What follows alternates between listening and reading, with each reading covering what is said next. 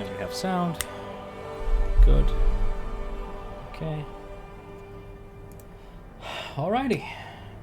How was everybody? Aside from that. All good? Good. Same shit, different day.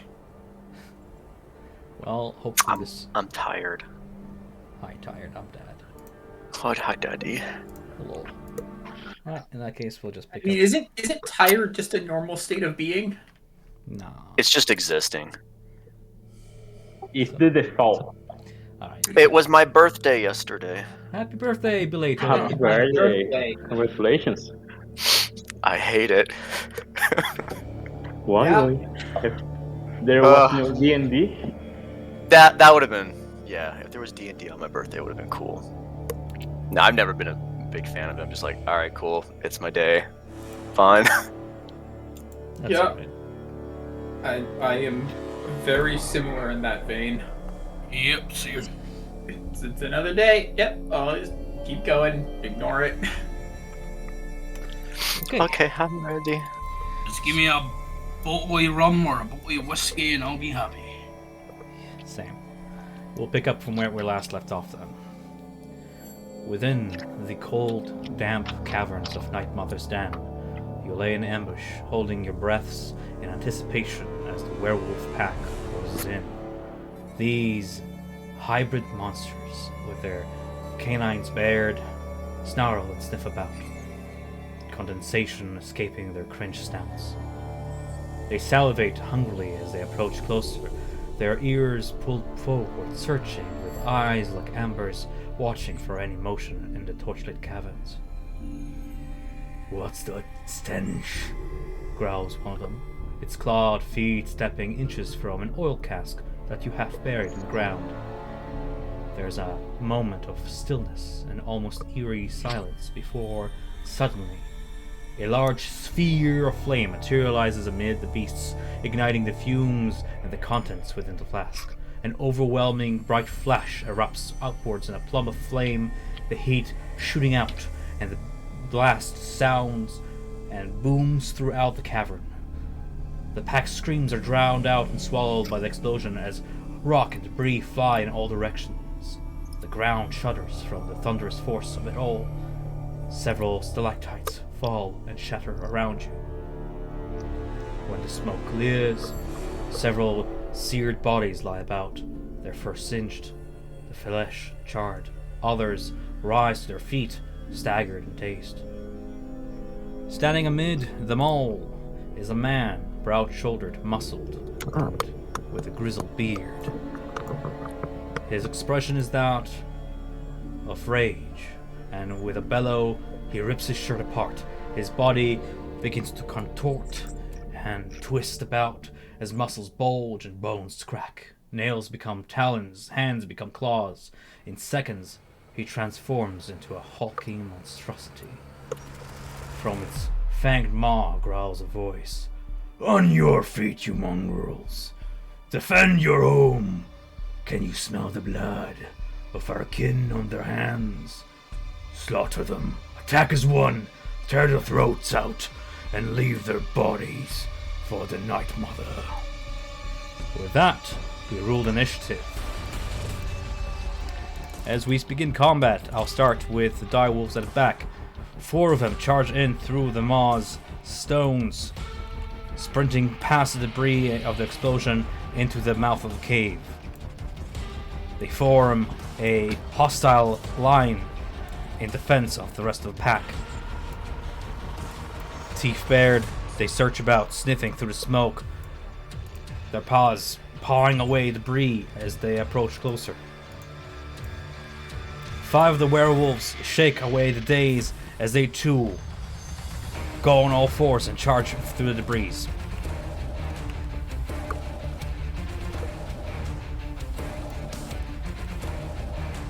The 2 humanoids that step beside Kiro begin to contort as well as they spend their turn transforming from their human forms to their hybrid forms. You watch as the largest among them becomes a beast, much larger, much fiercer than the rest, much wilder, and as he charges forth past direwolves. He leaps onto the ledge in your midst between the two groups. With that, Nadia, it is your turn. Okay. Yep. I'm going to go 1, 2. That's 10 feet of movement, and then I'm going to scale the roof or scale the ceiling. And I think we said that was 15 or 20 in the main right here. In the main hall, it is 20 feet. Yes. All right, so I'm at 30, and then I'll actually stay right here. I'll then move my spear as a bonus action up to 30 feet. So 1, 2, 3, 4, 5, 6 to here. And then I will use... I'll use a second level mirror image on myself. Actually, no. I'll do a second level shatter. And I will put that shatter right here. And I'll draw it out. The air and the smoke of the cave swirls to a center point, condensing before shuttering out in another second thunderous noise. Shuttering out, hitting those targets. What is my save? 15. Thank you. What is my save, though? Constitution? Oh, yeah, sorry. Constitution. I'm sorry. Thank you.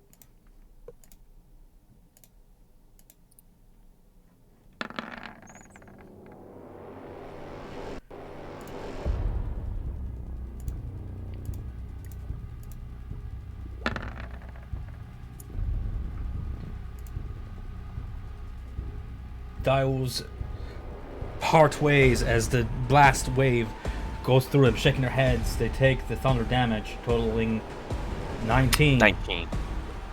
Some of them, ears bleeding and blood coming from their snouts, bash against the walls of the cave as they drop to the ground motionless. Others, shaking their heads, kind of step sideways, dazed, taking the worst of it. The ones in the back seem to be shielded by their large bodies, take only half the damage. 19, which is... Alright, anything else on your turn? Nope, that's it. With that being said, you see the large beast, the alpha of the pack, turn its gaze upon you, sniffing, looking at your wounds from the fight before, and licking its maw. I smell it. Fresh blood, intermixed with that of my kin. You'll be first. As he says so, you see him get low on his four legs and lounge forward.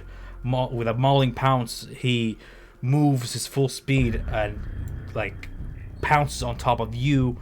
As he does so, does a... why am I rolling a secret? Public roll. Does a 20 hit? 20 hits, but I'll use shield. You manage, with the use of your magic, to get under him and slash him away with your shield, bashing him away. He maintains his position over yonder as you evade the blow, and he continues to lash out at you all the while. That being said... Dumb question. Nadia is way up at this point on the ceiling, right? Yes. Yeah. Mauling Lounge can reach. Okay. Okay. He lands on the floor over yonder.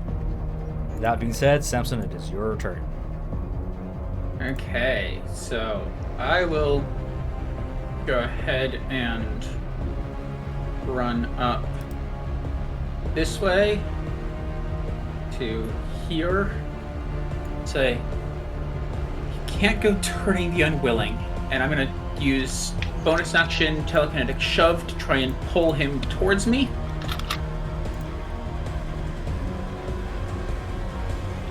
DC 15 strength saving throw on his part.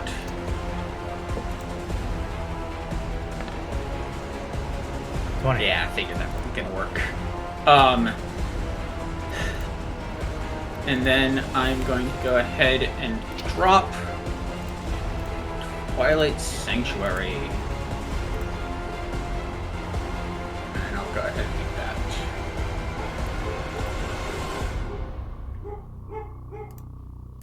that. Okay. God damn, that's a huge radius. It's a 30-foot radius. It's utterly ridiculous. And that's my turn, and I get 9 temporary hit points. As he lands on the floor, he shakes his head, trying to orient himself. Kirill turns to look at you at the twilight spreading from your body and past you toward a familiar sight. He snarls at Astrid. So you return, heeding the pack's call. I told you, an eye for an eye. Human as you are I. You have bested one of us. So I let Mother Night judge your fate. I thought you'd come to embrace and be grateful for the gift of bestowing upon me. Astrid, clutching her spear, charges forward. Despite your efforts, I found a way to make the best of my situation. And she's gonna go ahead and use her action to dash, charging by your side there, Samson, and readying herself toward the worst. Novark, it is your turn. Yeah, just first, everything just went completely grey for me. Come in. And see, for everyone. We lost vision. lost Nope. vision. I still have vision. I'm still good. I lost it too. Did it return now? I can only see my token and Astrid. Yeah, I can only see my token and Astrid. Okay. We'll do something here that might fix that. How about now? And now everything's black. Same. This is I can see everything. Now I can see everything. There we go. The legendary action, guys. Legendary action, darkness. Aya, do you see you. now? Yes, I see. Yeah. Thank you. I will ask Aya to reroll your initiative. Actually, no, I'll leave it for you. Go ahead. It's your turn there, Novark. Hey, and just a side note, I just opened up Connell's character sheet. It's on the snake, it's not on the wolf. Connell's right here. No, but his character sheet is the snake. It's not the wolf. Okay. I wouldn't have been able to change him at this point. It can only be done in the morning.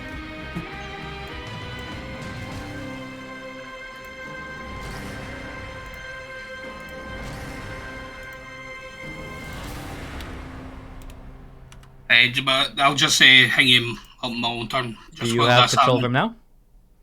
Top of journal? No, it's the... I had control of the token, but the character sheet itself is not Beast of the Land. It's... now it's changed.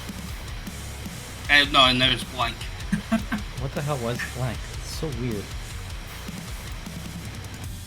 Roll20 does some weird things sometimes. Yeah. Doing a lot. How about now?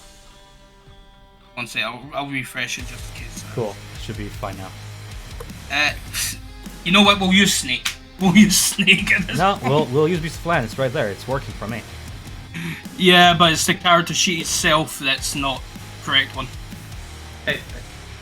I think the issue is with the character sheet being set to Snake, he only has access to the Snake's abilities. It's not Snake. It's Beast of the Land. 100% top of the sheet, available to you, Novark, is Beast of the Land. This one. I don't know what This to one tell right you. here. This one right here. Yes?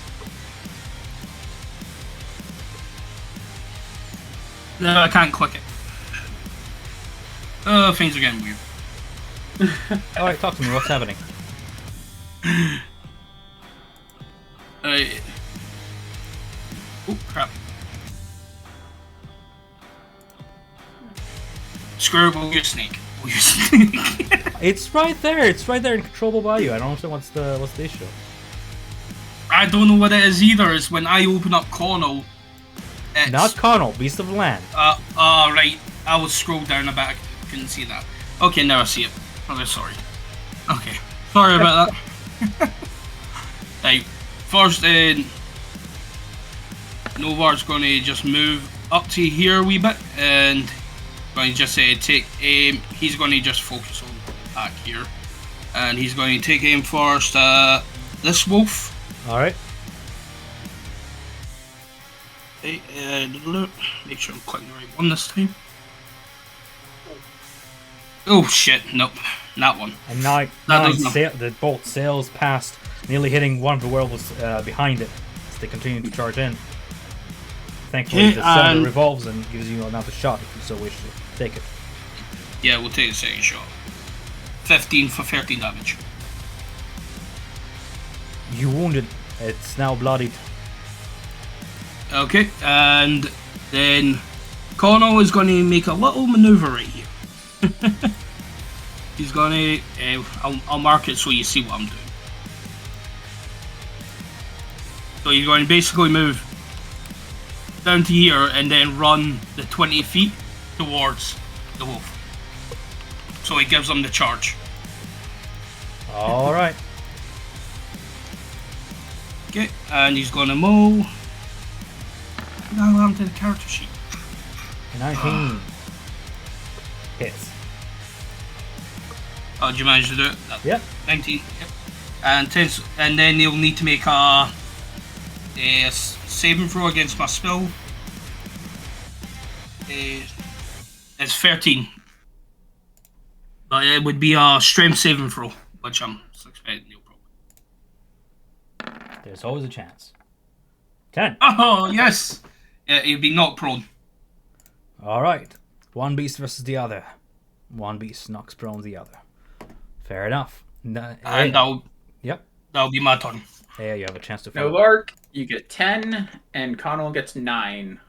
Okay. Nice. Temporary hit points. Okay, Mia is gonna rush to the alpha. She's gonna unsheath her sword and she's gonna slash him. And see if it hits.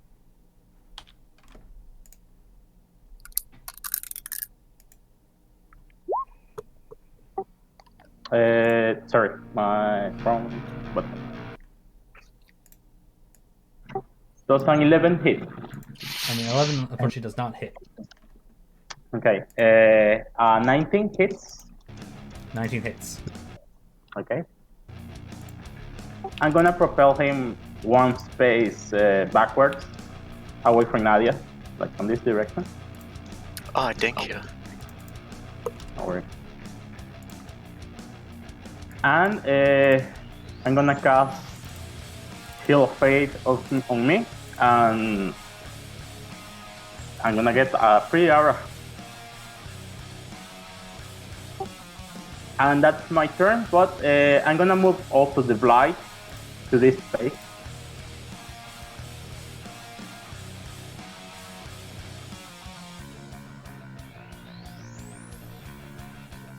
So altogether that's 11 damage. Yeah, 11 damage. Correct. Alright. Alright. What about your Vine Blight? I'm just gonna move him 2 spaces to the right. You... 10 feet. Okay. Over yonder? Yes. The Vine Blight, in its slow lumbering speed, moves to the right and is in line of sight of the rest of the pack as well. You want vision, eh? You don't have vision? With it, I see them. Like, yeah. And he's it's gonna be doing dodge, by the way. I forgot about that part. It's gonna be doing what? Dodge action, the Blight. Okay. Blight is dodging. And Aya gets 11 temp, and Blake gets 12 temp. Noted. Oh, nice. Nice. You watch as the woman I mentioned before with the blood splattered on the underside of her chin drops into all fours and begins to also contort and transform. As she does so, she takes on her werewolf form. I'll go ahead and put a token on top. There we go. Actually, no need for 2 tokens. We can just have the one. This one is dead. This one is dead. Alright. Top of the round. The first of the werewolves charges past the ball bearings that you laid out, Samson. It rolls its saving throw, which is a dexterity, I believe. I think so, and I think it's like DC 10, but I'm gonna double check. It is. Yeah, this is D10 dex. It manages to get past them and lounges at you, Novark. Opening sheet.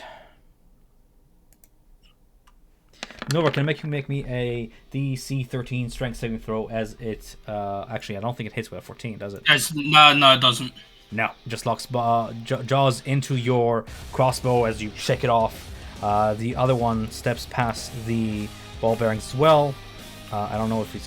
Yeah, he just manages to. Okay. To get there, and it's going to go ahead and roll that dexterity saving throw. 14. Yep. I figured they weren't gonna do anything, but hey, I can do prep. It's good prep.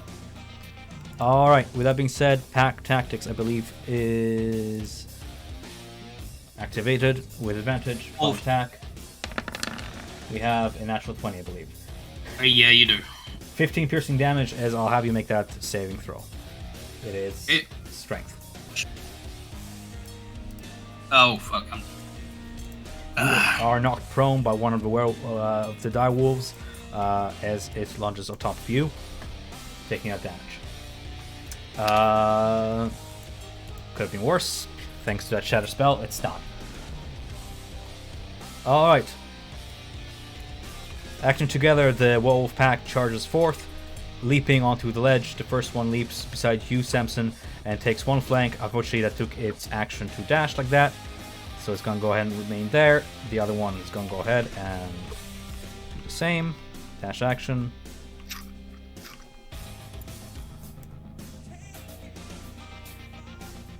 Then we have this one. I'm just counting movement. 20, 25, 30 full movement. Up the ledge. And this one.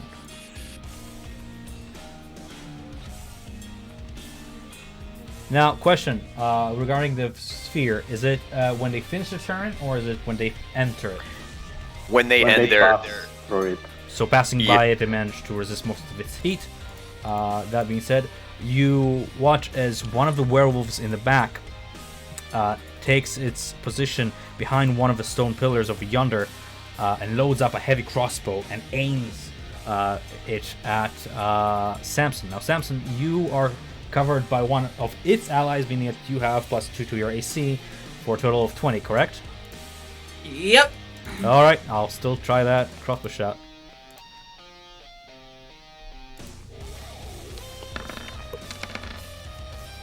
Nope, that's a nasty 6. Wow. Yeah. Wow.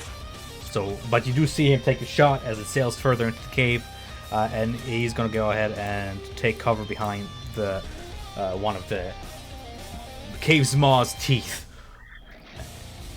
And then we have this one over yonder. He spent his turn turning, so he's already in mobile form. I'm going to go ahead and spawn the token in here. There we are. And he's going to go ahead. I love it how we have Jeb just hiding behind a corner because he needs vision. Yeah. 25, 30 feet, lipping up the ledge, and again, surrounding Samson, acting as one. They take their positions. Nadia, it is your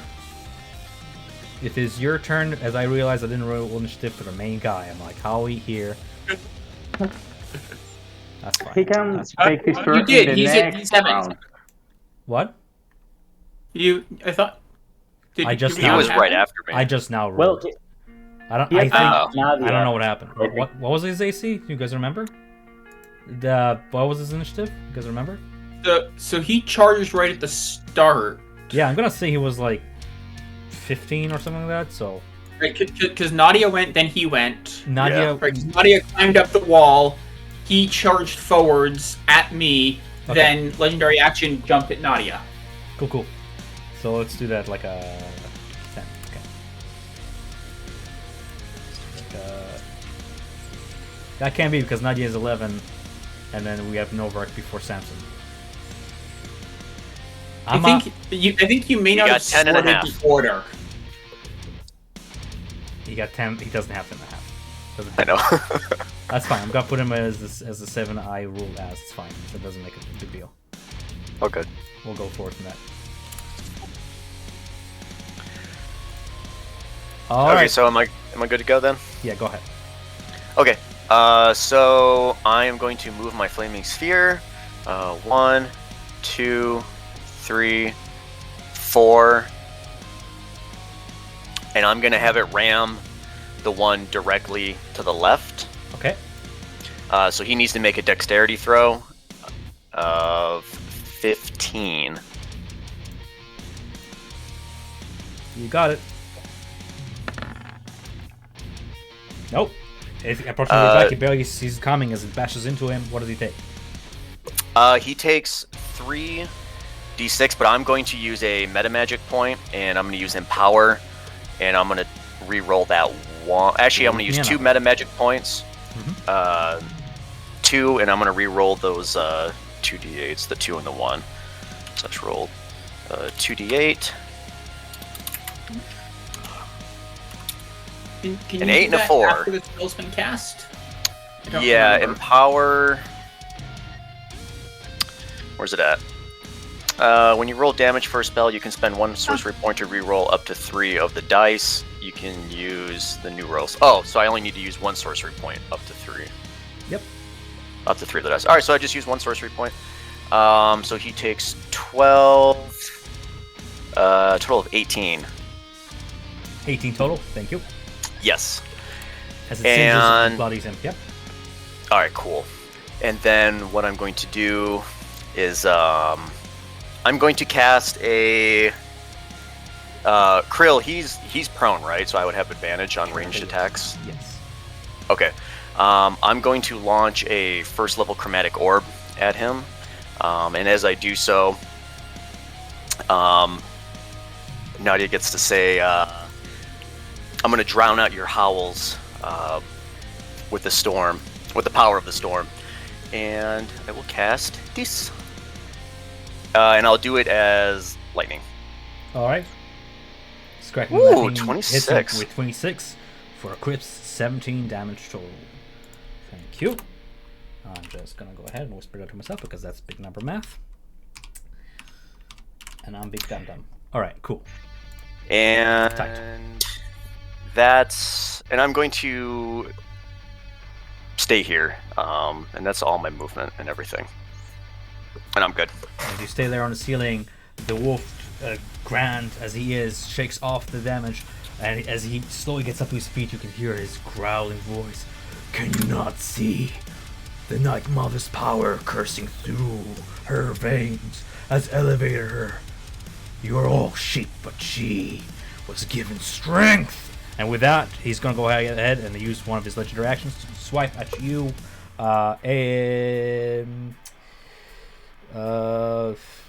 There's so many tokens in here. AI is going to go ahead and swipe at you. Does a 21 hit. 21. Miss. With your heightened AC, it rebounds against the Damn. magic as he snarls enraged, but he's no longer prone, so he has got up. With that being said, Novark, it is your turn.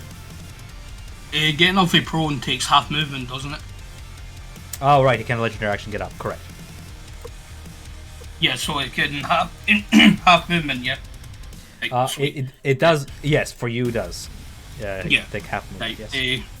right, so I'll get back up and he's going to pull out Spear, and first I'm going to bonus action Hunter's Mark that one, Alright. and then we're going to take a whack at it with a Spear. That's 19 for 6, and then plus Hunter's Mark, 12 damage. How do you want to do this? Nice. Yeah, he's just going to lunge it down right on top of the thing. So it's just speared down.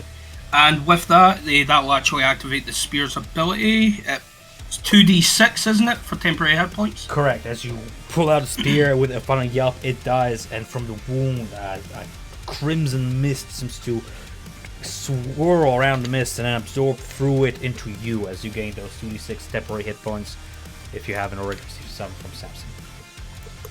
Not yet, but just 5 for now. Alright, so this You'll one probably- under is dead. Okay, and then I won't be able to move the hunter's mark yet, so just going to go for a normal spear attack on that one. Okay. 19 for 10 slashing. 10 piercing, sorry. You managed to bloody that one as well. It is still alive though. Okay. And then Connell's still on the big guy. He's just going to move into his range and he's going to take maul attack at it. That's 9. They lock jaw. Oh no, into wait. Sorry, it is next to Unpack Tactics. 19, sorry. My bad. 19 hits.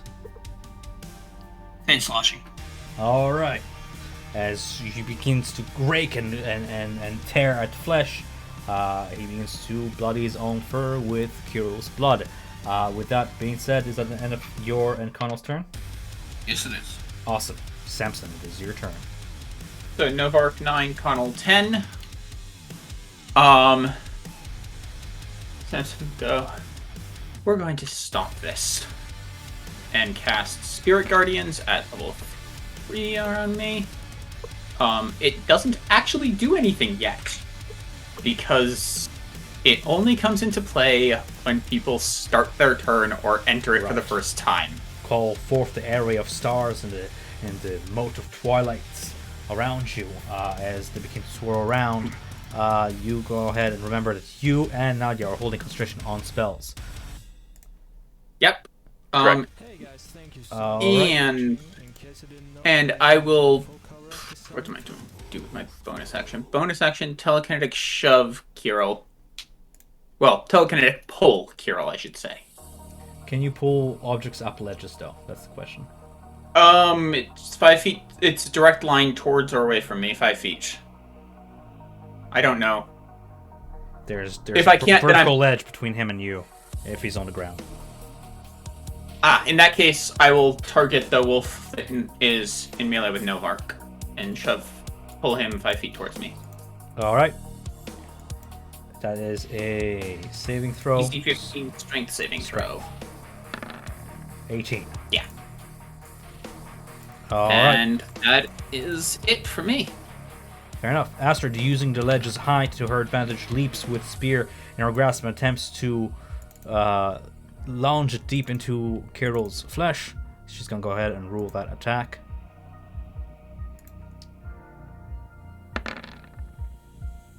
Hitting with a 15, Kirill just with one paw just hits her and sends her flying through the air, this nearly knocking the spear out of her hand as she lands here-wise on her feet, staggered, but managing to keep a hold of her weapon. With that being said, she has a second attack she can attempt. She's going to go ahead and go for it. Rolling for a flanking natural 20 of 2. Damn. Amazing. Damn. That's crazy. Let us do something. Damn, through that once.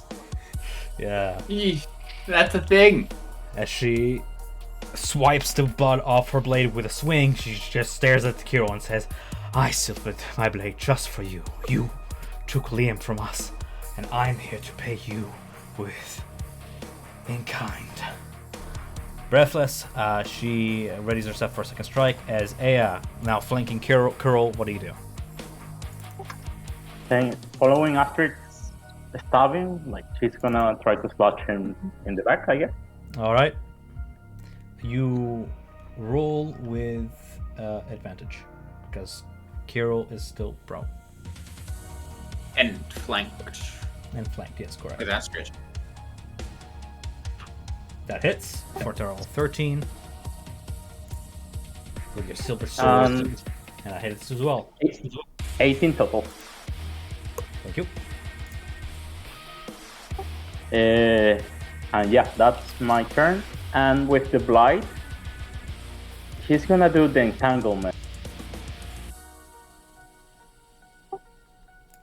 On which The the blight, it do it in the area, so it's gonna be this whole area, and I pick the creatures that have to try to be restrained.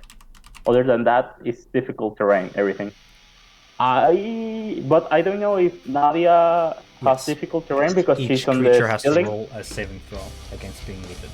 If you cast it in that No, terrain. but I'm on the ceiling. Oh, but the choice of the blight, so only the werewolf.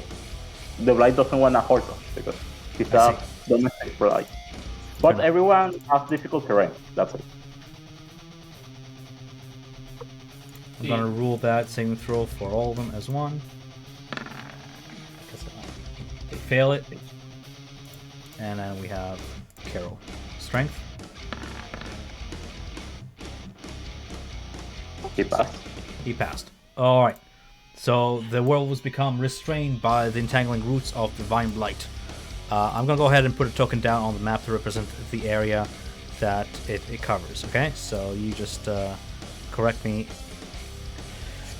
I'm just looking for a token. 2 seconds. Right. Here. From the corner of Kirill, bottom left of Kirill, Okay. till the last wolf to the right. Because it's centered, 15 foot centered around the blight. Yeah. 15 foot radius centered on the blight. So, Radius. Correct. So from this point to this point. It's centered on the blight. Samson is correct. So it'll be like this. Yeah. Okay, I'm gonna go ahead and put it on the map layer. There we are. Alright. Is that the end of your turn? Yeah, that's my turn. a 8, blight, 7. I think you want to keep what you had last time. You watch as the Luke-Guru gets up onto its feet, and it will go Wisdom ahead and saving make throw. its 2 attacks. Wisdom saving throw. It starts its turn inside of my domain. My domain. Hey, Takes 10 points of starry radiant damage. alright. After he does so, he's gonna go ahead and enter his blood frenzy. He's gonna go ahead and try and pounce up to hit you, Nadia, up on the ceiling.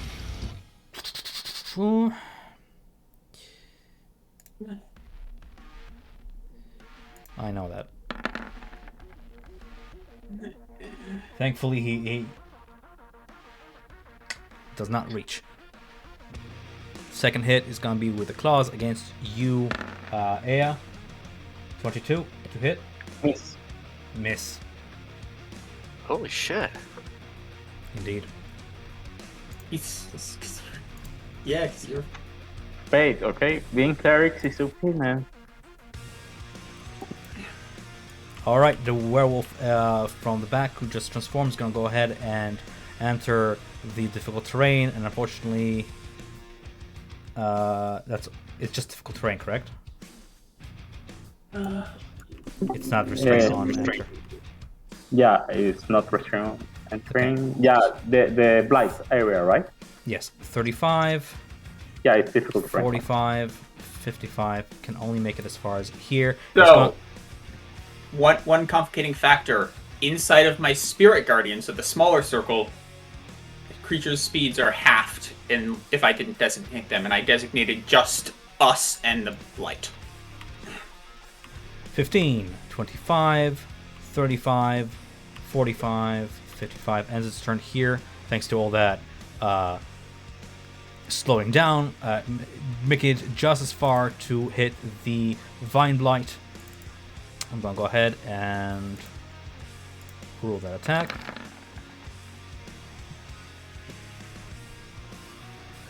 Seven does not hit, and 10 does not hit, I imagine, against the Vine No. Blight with a And save it throw. entered spirit guardian, so rolls a wisdom saving throw. It rolls a wisdom saving throw of 7. Takes 10 radiant damage, just starts burning away. Burn away at it, I should say. This direwolf is dead.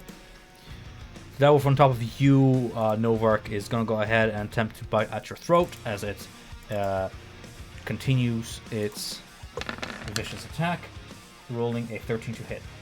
Nope. Alright. Alright, one by one here. We have the werewolves around Samson.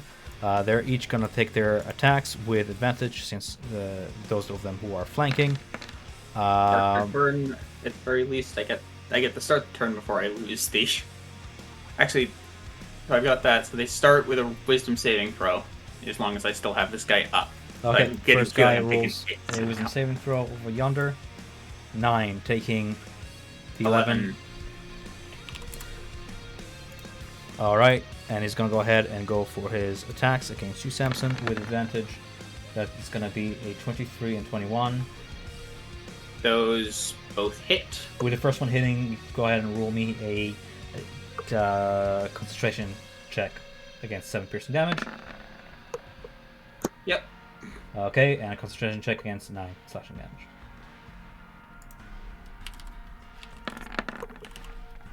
Nine. Okay, so I need to do there and there.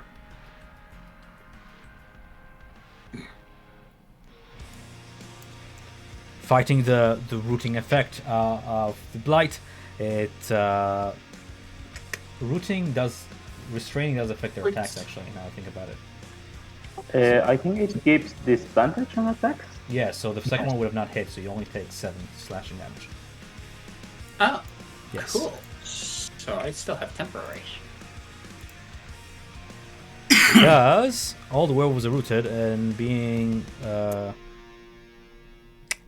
where is that? Restrained means a restrained creature's speed becomes 0 and it can't benefit from any bonus in speed. Attack rolls against the creature have advantage, and the creature's attack rolls have disadvantage. With them being flanking, that's normal roll, but still, the creature has disadvantage on dexterity saving throws.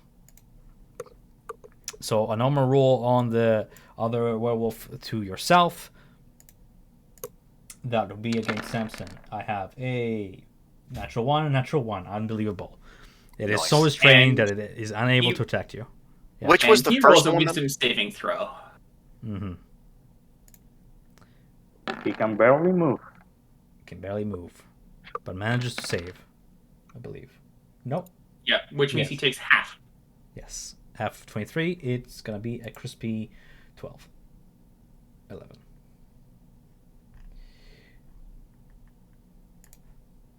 Yeah. Sorry, this whole shenanigans and chain of lots of things that happen with Spirit Guardians in play. That's D&D. With that being said, we have Plias, the werewolf who's bloody and injured over yonder by the flames, kind of shaking off the flames of the singed fur, is gonna go ahead and attempt to swipe at you as well, but not before rolling that wisdom saving throw. Oh, 14. Failing. 11. Which is perfect lethal. I love that it happens at the start of their turn. Yeah. Dropping to the ground dead, this one over yonder. Now, I believe, here's a question to you guys. I believe this is not a flank, correct? I don't think so. No. I think I this pass. It does pass through his square, though. That's not how a flank works, though. Okay. Yeah. Then no. It's like the It's middle. supposed to be passing through center-ish, right? Center mass. Fair enough. I think Disadvantage it's what attack to do. versus you, Samson, will be an 8 and a 10, which do not hit. Same thing for the other werewolf, with a disadvantage, will be an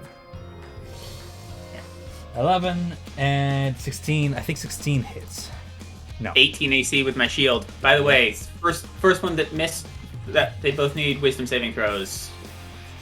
First of those two is 11 going plus- up against 19 radiant damage on the 11, and we'll get the next one. 17. I really should just roll this once and pin that No, for the it's fine if turn. it's by instance. It's funner that way because then there's more randomization. All right. Where you hit something? No. I got hit once, which means I should probably need to roll a. Actually, I don't need to roll a con save, do I? Because of what happened at the end of last session. Because I'm already infected by lycanthropy. No, roll it. Okay. Double lycanthropy. I'm rolling them for you in whisper, but you can roll it too. Oh, okay. It's fine that way. You watch as Kirill gets up on from all Oh wait, fours. hold on. And Sorry, what? hold on. These guys here have to. They ended their turn next to the sphere, so they have to roll dexterity oh my God, saves. just Of stacking. 15. Just stacking on me, aren't I'm you? sorry. Dexterity Wait, saving it's throws? It's dexterity 15. Okay, I got 20 and 21. Disadvantage. So it'll be half of 3d6. Let me roll that. Like they're restrained, they have disadvantage on dexterity. Correct. saving So throws. 16 and 13. Okay. So the first one will be under. You roll a 13. Versus your DC 15 failing, taking full 13 damage. And the other one takes half. Correct? Correct. 6.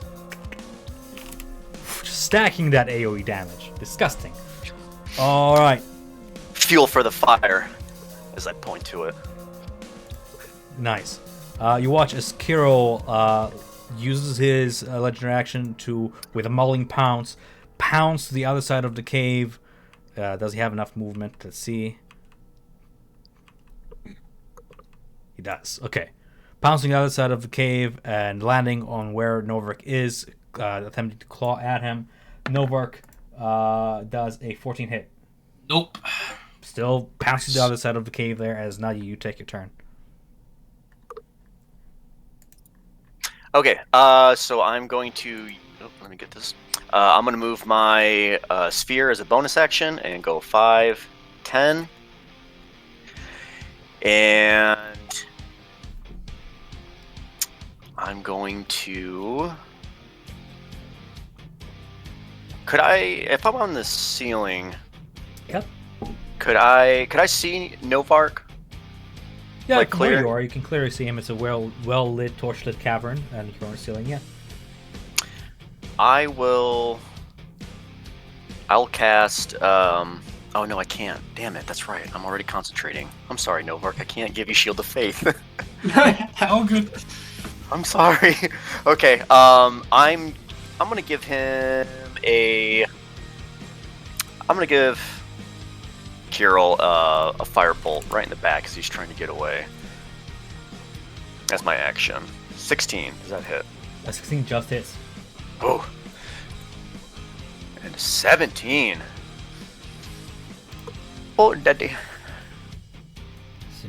Singeing him up. I'm just checking real quick here. Yeah, you're all good. Okay, for 17. Nap Right. time. Whisper to Tom. Nap time. Minus 17. Thank you for waiting. Alright, anything else on your turn? Nope, that'll be it. That's all I can do. Okay.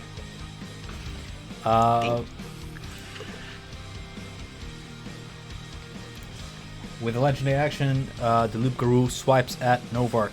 Does a 17 Yes. hit. Yes? Yes, it does. Yep. Mauling you for 13 slashing damage, and as it's supposed to maul you, he attempts to pin you to the ground. That would be a strength saving throw on your part. Strength saving. Incoming. You are 12. pinned prone to the ground once more. With that being said, it is your turn. Okay, and it would be your strength to try and get out, yeah? You're not grappled. You're just prone. Alright. Yeah. Alright, I'm just prone, so I'd be able to get back up half movement again. Sure. Yeah. Right. So yeah, you get back up half movement. What I'm going to do though is first I am yeah, you know what, actually going to put the hunter's mark onto him. All right. And then I am going to use a second level spell slot and use Searing Smite. Cast as... Oh no, we already done the bonus action to move the hunter's mark. Ignore that, sorry. Yeah, so... Your action economy. All good. Yeah, just remembered that. So then I'm going to take... Using the spear, I'm actually going to hit this one first, because Why? I don't want to... I know that thing will have pack tactics. A fox chasing two hares will catch neither. Better to thin out your targets. A 26 is a nasty hit. Hitting that for 9. How do you want to do this? And that, yeah, it's just with that one, he just basically impales the thing downwards. And just after he impales it, he's just going to follow up and turn and just impale it the other direction towards the big dude. Throwing the corpse aside, same as before, the blood kind of swirls and it begins to congeal on the edge of spear as you get those 2d6 temporary hit points if you so wish to take them. 5 again, Jesus. Right, and then we're going to put the attack out on him. 12, I don't think that hits. Just going to go ahead and put them on the map layer so they don't disturb me. 2 back. Against Kirill, you rolled a 12 to hit. Does not hit. Kirill just grabs the spear in his maws and you can hear the wood crack before he lets it loose and nearly knocks out of your grasp. No hit. And then Connell will... I've not got vision on Connell right now. I don't know. I can't see this whole side of the room. But Connell is by Aya and right below Nadia, a little bit past the difficult terrain, about 10 paces away from where Astrid was last. Okay. So I'm just thinking... Yeah. Right. Does the flame orb count as... It's a spell effect. It does not count as an ally. But remember, if you're climbing up the ledge, it is difficult. Not difficult terrain, but it's climbing, which is double movement. So he'll be able to make it up until here, if you move in that direction. Alright, and I guess going around up the stairs is just too far, because I can't see the It's stairs. the same outcome. Alright. If not worse. It's worse. Yeah. Because that's Okay, you know what, it's 15-foot diversion. Yeah. First, he's going to hop up towards there. Alright. He'll be able to get there. Cool. So he'll attack that one. Might as well make the use of it. It's 9, none. Shakes him off angrily, near, smacking with the back of the paw. And that'll be the end of the turn. Alright. If that's the end of the turn, Samson, you can go ahead with yours. And just quick, Novark, you get 8 temper if you want them. Connell gets 11. That is more than what he had. 11. Alright. Okay, so just because I don't see markers on them, the 4 wolves surrounding me are all restrained currently, correct? Yes, They're correct. all being tied up by that? Yes. Well then, say, get back. And I'll blast them all with Word of Radiance. Alright, I'm gonna go ahead and roll Means that all 4 of them need to make DC 15 Constitution saving throws or take 6 radiant damage. Constitution.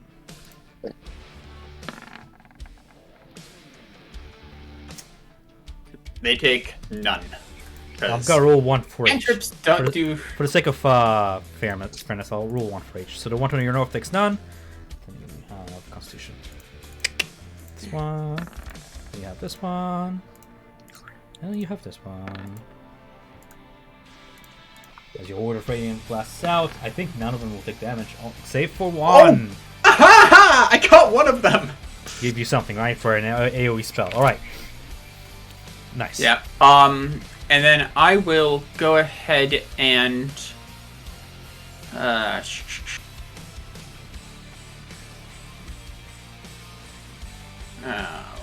Okay. I'm going to telekinetic shove Aya. Pull you 5 feet towards me.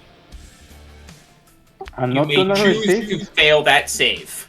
I'm not gonna resist, but I'm gonna be like, ooh, You what's feel going on? an invisible pull towards Samson as your feet kind of through the roots on the ground, and then you recover your footing 5 feet closer to Samson. You can go ahead and move yourself there. As Astrid will attempt to chase her prey, and she's gonna go ahead and end her turn there. Well, not end She's her on turn. top of the orb. Yeah, an orb is not is. She takes fire. Dexterity saving throw takes fire damage. It'll burn allies as well. Oh, that's She's gonna hit. nasty. Okay. Fair enough. It's within 5 feet of it. She's going ahead and attempt to dodge the orb in order to get a hit in, rolling a 10 to save against it. It's a 15 dex save. Go ahead, roll. It's fine. This is the length she's gonna go for to land those attacks on Carol. Cool. She's gonna go ahead and roll that to hit for a total of 11. Yeah. And she will, at the end of her turn, get 8 temporary hit points back, which should have been burnt down. She should have burnt down, I think, the 10 that I had left her at last time with that. Correct. With the fire damage, should have burnt that, so she Yes. gets 8 of those back. So. And she's gonna go ahead and step out of range here and end her turn there. Will she take that again? Another save? No, she can only take that that damage once per round. Yeah, you're right. With that, yeah, it is your turn. Okay, it's gonna move through the vines to the left and through the right, and she's gonna attack the werewolf on top. That is restrained. Go for it.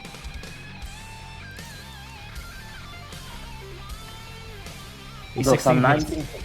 19 hits. Okay. Yes. Is he alive after he was stabbed? Well, after 14 damage total, he is still alive, yes. But Okay, and he's gonna receive another attack then. Nice. so 20. How do you want to do And well, he's restrained. In my mind, he's like in a chorus, more or less, and I'm just gonna stab him through the heart, really slowly, and that's it. As soon as your sword is wedged out of the chest, the werewolf slowly begins to form back into his humanoid form, still kind of slumped in that rooting cocoon of his. If that's the end of your turn, we have then the Loop Guru in your midst as his hulking form turns around, claw-bloodied with Novark's blood. He's going to go ahead and enter that Blood Frenzy once more. First, you, Novark. He's going to go ahead and go for that bite. Assuming it doesn't matter, but he's inside of range. Oh, so yes, only yes. wisdom save. Wisdom save of 7, so it doesn't matter. He does take the damage of 12. Yeah. So first, It would only really matter to do ahead of time if it would mean that he dies and somehow. I don't think he had 12 hit points. damage is damage. Oh, yeah. Yeah. Damage is damage. Nonetheless, with advantage, it's a 26 to hit for a total of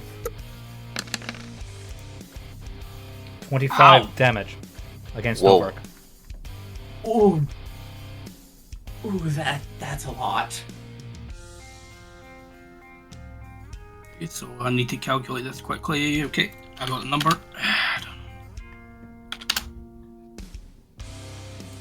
He's then going to go ahead and follow up with a raking attack against you, Novark, for 18. If that hits, Yes, it does. you can go ahead and add 14 slashing damage against you.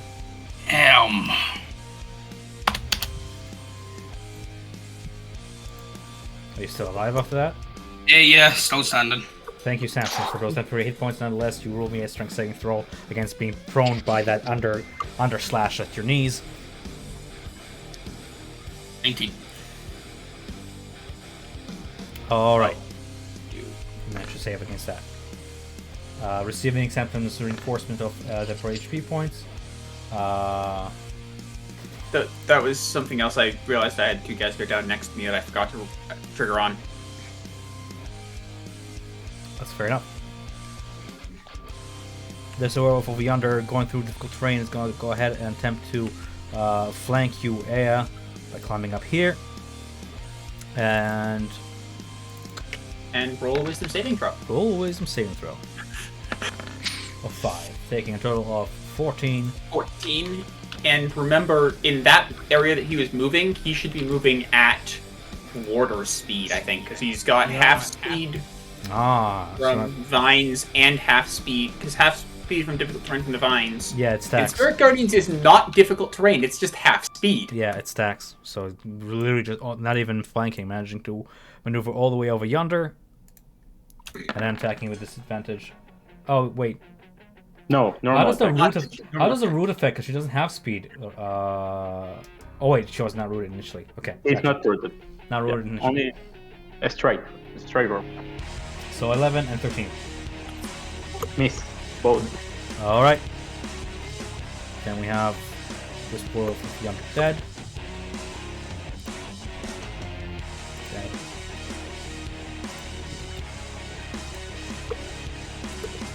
This one here is gonna go ahead and launch at you, Samson. Attempting Wisdom to save. rolling a wisdom save at the beginning of his turn for a 4. 16 radiant. Nasty.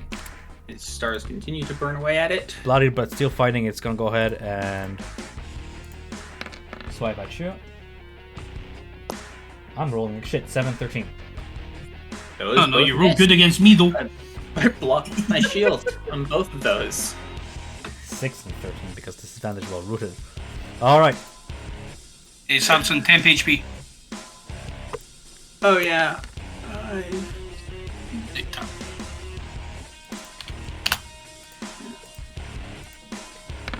Samson at disadvantage against you. Another werewolf at 9 and 15. 9 and 15 both miss, and it roll a wisdom save. Keep doing it. Forgetting. 12. 9 radiant damage. Nasty. Just withering them down. Spirit Guardians is really nasty. Yeah, especially when I can't hit you to a break concentration. Alright, and we have the wolf in very, very back with a heavy crossbow. It's gonna go ahead and come out of cover and shoot Jeb in the face. And Goodbye. that. Samson through cover. That's gonna be a natural 20 to hit. That'll hit. Nice. Samson, 2 things. Constitution saving throw, please. Straight Constitution. Okay. Saving Here's throw. straight Constitution for a saving throw. So 5. you fail to save against the poison bolt as the poison pumps through your veins, taking a total of 7 plus 8 damage is... Actually, that's poison. Let me double check that, because I think Reborns have advantage on saving throws against diseased and being poisoned, and Okay, you so have just- resistance to poison damage. Okay, so you managed to save over 20, taking only 7 of piercing damage against the poison bolts, and... Oh, I see, 7 plus 8 for the piercing damage. I see, it's 15 piercing and none of the poison damage. And then, against a 15 damage total, I'm getting you to roll me a concentration saving throw. Yep. Dispel your And concentration. for 15 damage, Mhm. submit. Ooh, failed. Right? Because It's oh DC 10. no, DC 10. Yeah, that. You managed to So, hold no, on to the not spell. fail. Alright, where do we have Talvish? Oh, there he is. Okay. Which werewolf is this now? This bolts are coming from like this direction. Bolts Yeah, come from yeah. way out. Oh, Which that means was He okay. doesn't have to roll wisdom saving throws. No. Alright, However, and, that guy does.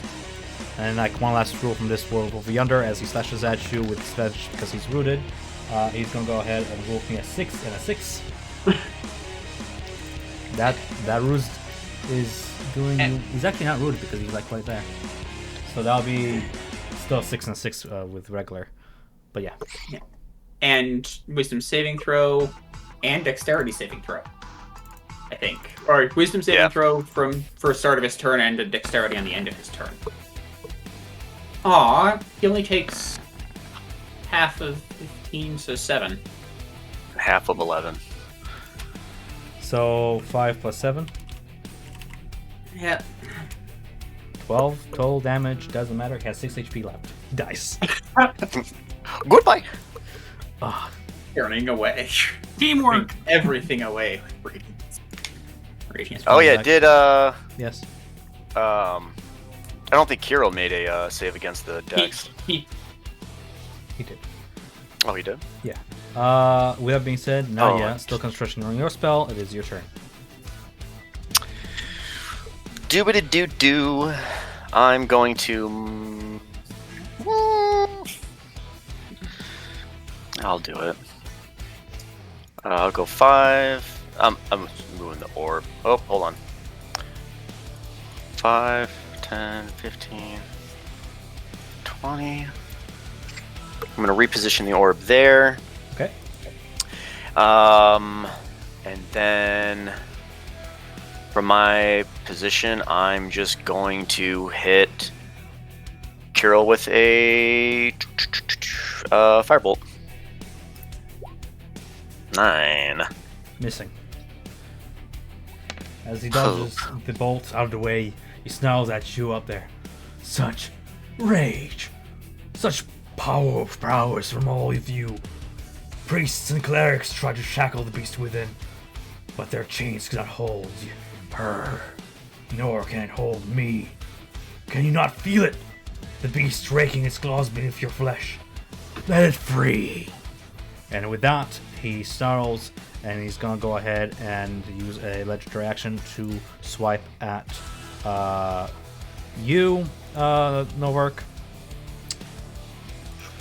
Just managing And he rolls good. Yep, on the dot. Yep. on the dot. On the dot 9 is your slashing down. damage. Yeah. I've still got 1 temp HP. Okay. And if you're not already prone, I'm not. then So it's a saving throw strength. 18. You manage to stay on your feet as he finishes his slash. With that being said, it is your turn. Okay, I'm going to just shift up onto the stair here. Yeah, I'm just getting myself out of view of the crossbow dude. And I'm going to use 2nd level spell slot, Searing Smite. So that would be for my bonus action. Yeah, I'll just post it. Okay, and we're going to go the first one with a spear. 10 plus 2. And that basically counts for the Searing Smite as well, doesn't it? The next time you No, hit a creature, so it doesn't next count. time- Alright, hit. Okay. Searing And Smite is real then- cool. It's like charging your weapon with power, but it only activates on hit. Yeah, okay, that's good. And the second 22 for 10, and then plus Hunter's Mark a 4, 14, and then it would be Give me a 2d6, I think. draw number here. Yeah, one sec, I'm just making sure I have the correct number. Uh-huh. Okay, attack deals an extra 1d6 fire damage to the target and causes the target to ignite in flames. But since I use that 2nd level, it'd be 2d6. Am I reading that right? Yes. Yeah. The initial extra damage is a d6 extra. It's still only a single d6 on each sequential turn that he fails the Constitution save. But Okay. And that'd be another 7, so altogether that's 21 damage. Can I just ask you a quick question? When I hit you with that swipe, did you roll concentration saving throw? the Concentration against 100 marks. No, only strength. Concentration saving throw again when he got swiped by him. Remember? On concentration spells, do you know what I'm talking about, Novark? but never cast that on this turn. Searing Smite, I just cast it. Hunter's Mark, not Searing Smite. Oh shit, Oh, yeah, my bad, I forgot about that. Oh, and Hunter's Mark would drop as soon as it doesn't matter. He casts Searing Smite. Hunter's Mark would drop if you cast a concentration spell. And the other one fails. The prior one immediately fails. Gotta Wait, choose does your that- damage bonus. Yeah. Searing Smite count as a concentration? Yeah, Yes. it's Oh, yeah, concentration. so it is. That's the fundamental problem forgot with about Smite that. spells. Gotta choose. That- I'm like, that that's is a why lot of yeah. bonus damage. Gotta check it. Yeah. Yeah. But it Okay, still, then- it still hits with a Searing Smite, just not the Hunter's Mark. So what's my total number here? Altogether is 17. 17? Yeah. Awesome. And then Cornell is going to just rush up to here. And he's going to take a maul attack towards it. It'll be advantage, so that is 16. 16 hits. And he will do 11 slashing. At this point, Kirill is bloodied. And that would be the end of my turn. Novark 7, Oh. Connell 7. Oh, actually, I think he needs to make a Constitution saving throw for Searing Smite. Alright. Yeah, it's 13, so... 25. Yeah, easily.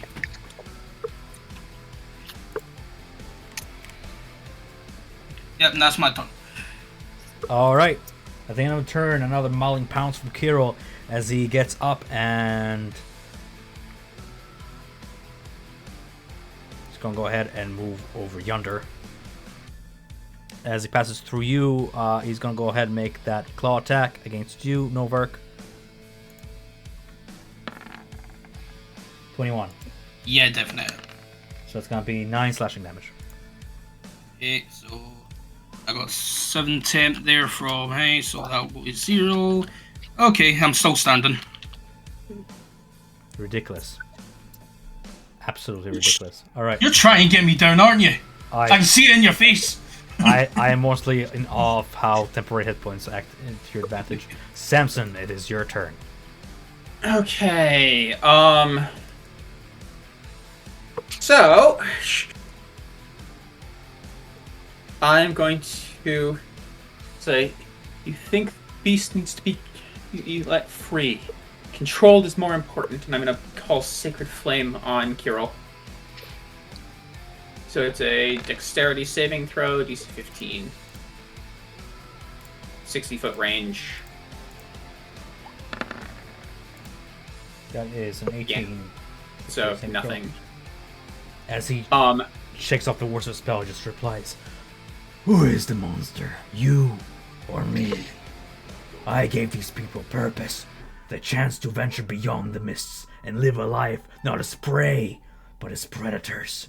You will take it away from them, slaughter them like animals, and take any chance at a proper life from them.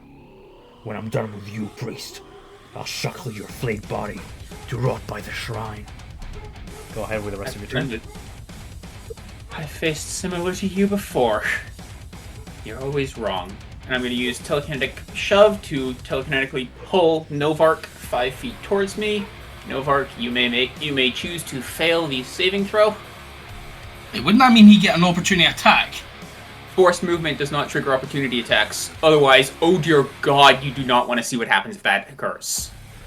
To be fair, we have been playing like that, like since day one. So let's put things this way. If that's true, then suddenly I set anyone next to Aya and I force shove them away, and Aya gets 2 attacks on them, or 3 attacks instead of 2 a turn. It becomes really ugly, and there's a deliberate thing in there for it.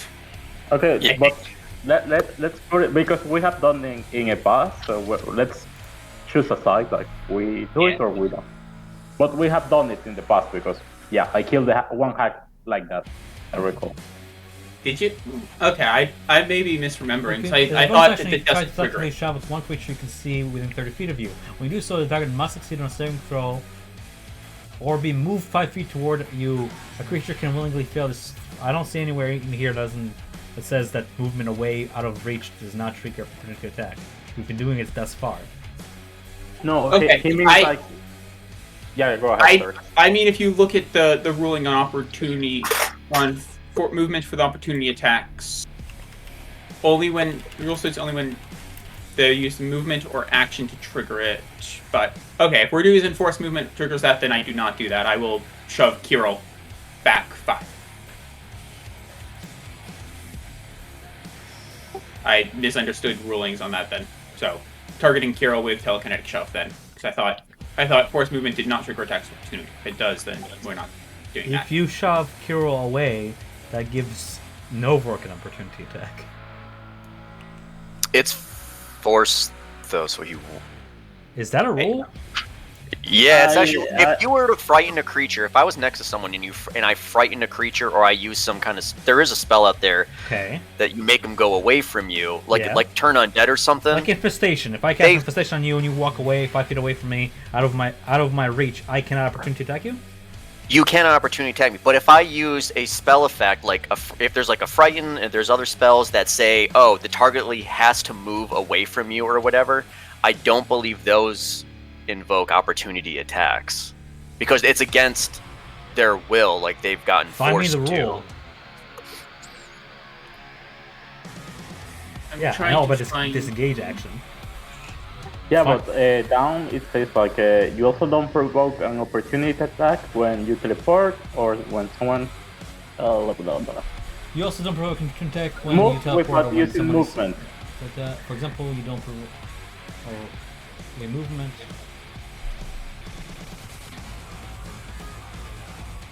Ah, interesting. Alright. What? Like I was saying, like we haven't used it Listen, before. if this is the rule you want to apply head first and you want to pull the door towards you, we'll just use that going forward, and I'll just be using that going forward. That's fine by me. Okay, cool. I just didn't know that was a rule. Okay. Or how guys you wanna roll it? Like it was okay, like any movement, but That's can fine by roll me. We can go with that. You pull Novak towards you, safely, out of reach. You know, as Kirill goes into rake, he misses him. His claws landing several inches away from his feet. But yeah, we can go with that rule. That's fine by me. Yeah, Okay. and that's everything for me. Astrid is going to go ahead and step beside you, Novak, and grapple you and begin kind of pulling you back around the corner as far as here, using half her movement to kind of pull you to safety and looking at your heavy wounds as Ea, you take your turn. okay. Okay, Kirill can hear me. As a bonus action, I'm gonna use Channel Divinity. So, what happened? So they have to do a Wisdom saving throw, or not being away of running away from. You're challenging him to a duel is what you're doing, essentially? Yes. Compel duel. As a bonus action, you issue a challenge that compels Kirill to do battle with you. Is he within range? 30 feet, I'm just checking. Yeah, 30. Awesome. But that's with all the creatures in the area. But I doubt that anyone can run away, but he can. I'm rolling that wisdom saving throw for Kirill. As you issue the challenge, he was a 15 against your DC. Yeah, he passed. I'm going to roll 1 saving throw for the werewolves. Alright. Perfect. Okay, and the werewolves are looking like the area is getting smaller. Like there is solid walls surrounding them. And I'm gonna attack the one that is at the bottom of Samson with my sword. Swing your sword, a natural 20. How do you want to do this? Okay, easy. I'm just gonna slash him through the ribs and it's gonna get stuck for a second. And when I push him with my feet, he's gonna fall into the flame sphere. And the latter half just burning up as it hits the sphere and falls off it. Alright. And I'm gonna move to. I'm gonna let the wolf do the opportunity attack if he wants. Yep. This one or the And, other? You're moving past this one? Yeah, Okay. I'm opening myself to that. And I'm gonna slash this one too in the box. It's a Alright. And oh dear, right? Because this guy that Aya just killed was actually killed next to me, correct? Correct. Yes. Okay. As you hit for a total of 5. Total 5? 5 with it. I don't know, like I unclick the extra damage for the second attack, but it always takes it. I don't know why. Figure out your own character sheet. Just give me a number. 5. 5 lands, God. hits, slashing away. You're bringing this werewolf over here to his last fighting legs. And that's all in my turn. I'm just gonna move a little farther.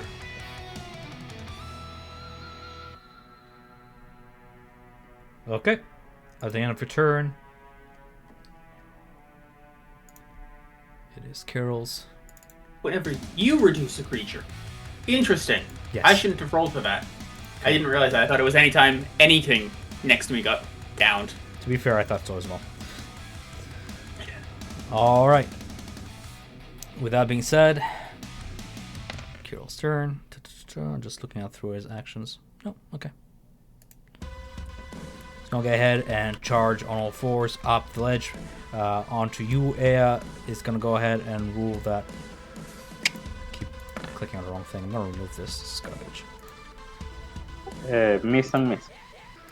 Really? Yes. Jesus Christ. Eh. Fair enough. Wisdom saving throw.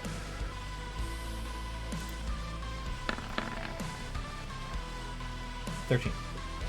Fail. 11 radiant damage. Okay.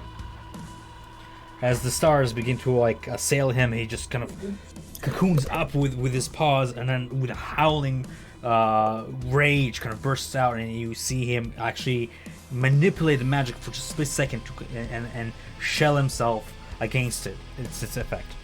Legendary resistance, essentially. Yep. Alright. Yep. We have... Who's dead? This one's not dead.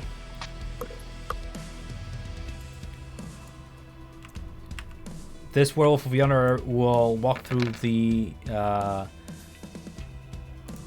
half speed. Is this the bright blue Samson aura? Is this The bright blue is Twilight Sanctuary, which does nothing to enemies. It just is dim light. It is at least dim light. It's the green inner circle that is half movement? Spirit Guardians. Half movement. Okay, this werewolf of yonder begins to climb the wall towards you, Nadia. But I'm going to dash action at this point. Dash action, and then... He's rolling a wisdom saving throw at the start because he started inside of Spirit Guardians. Don't go ahead and do that. Ruling 7. Takes 17 radiant damage. The stars continue to burn away at him. As she lunges toward the wall, she then drops the ground dead, transformed back into that Down woman girl. with a splatter of blood on her neck. You misuse Saloon's gift. At the end of her turn, you see Kirill enrage as more of his kid fall dead to the ground, and he's gonna go ahead and use his action to swipe at you, Ea, against your shield, against your armor, against your everything. 24 to hit. That's a hit, yeah. Thank God. That'll be 14 slashing damage, and I'll have you make me a strength saving throw, please. And Constitution and concentration, because you have Shield of Faith up, which is a concentration Correct.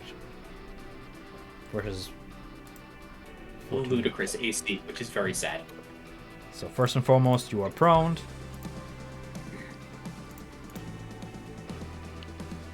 Why I did Constitution for my spell or for something else? Yeah, concentration check to maintain your Shield of Faith. Okay. I'm just checking to the C. I think it's 10. Pretty sure. Yeah. So you managed to hold on to your concentration versus the C of 10 with a roll of 14. But you are prone onto the ground, nearly pinned by his form. As I count my dead. Okay. This werewolf over yonder is going to go ahead and swipe at you. I believe it's advantage against a prone target. Straight roll. Wisdom first. I don't think it will matter. It succeeded. It takes half of 17. Cool, but it has 1 HP, so I don't think it matters. It does. Burns. Yes. I'm literally just counting my dead at this point. Spirit Guardians is a fair and balanced spell. More AoE. More AoE. Alright. This guy's gonna go ahead and take aim, even though you have +2 to your AC. Then no work through all those targets. He's gonna go ahead and roll at you, trying to pick out the weak among you. Pierce is gonna go ahead and aim his crossbow and roll an 11 against an AC of 17. Not hitting. You just see like a bolt sail and like land like inches away from your cheek into the stone and then like ricochet off as he's gonna go ahead and take a better position over yonder. Alright, and with that, and this guy's dead. Man, really thinning out my my enemies. And at the end of his turn, Kirill is gonna go ahead and use his legendary action to leap. Now, Mauling Ponds hits every target that he travels through, so it's gonna be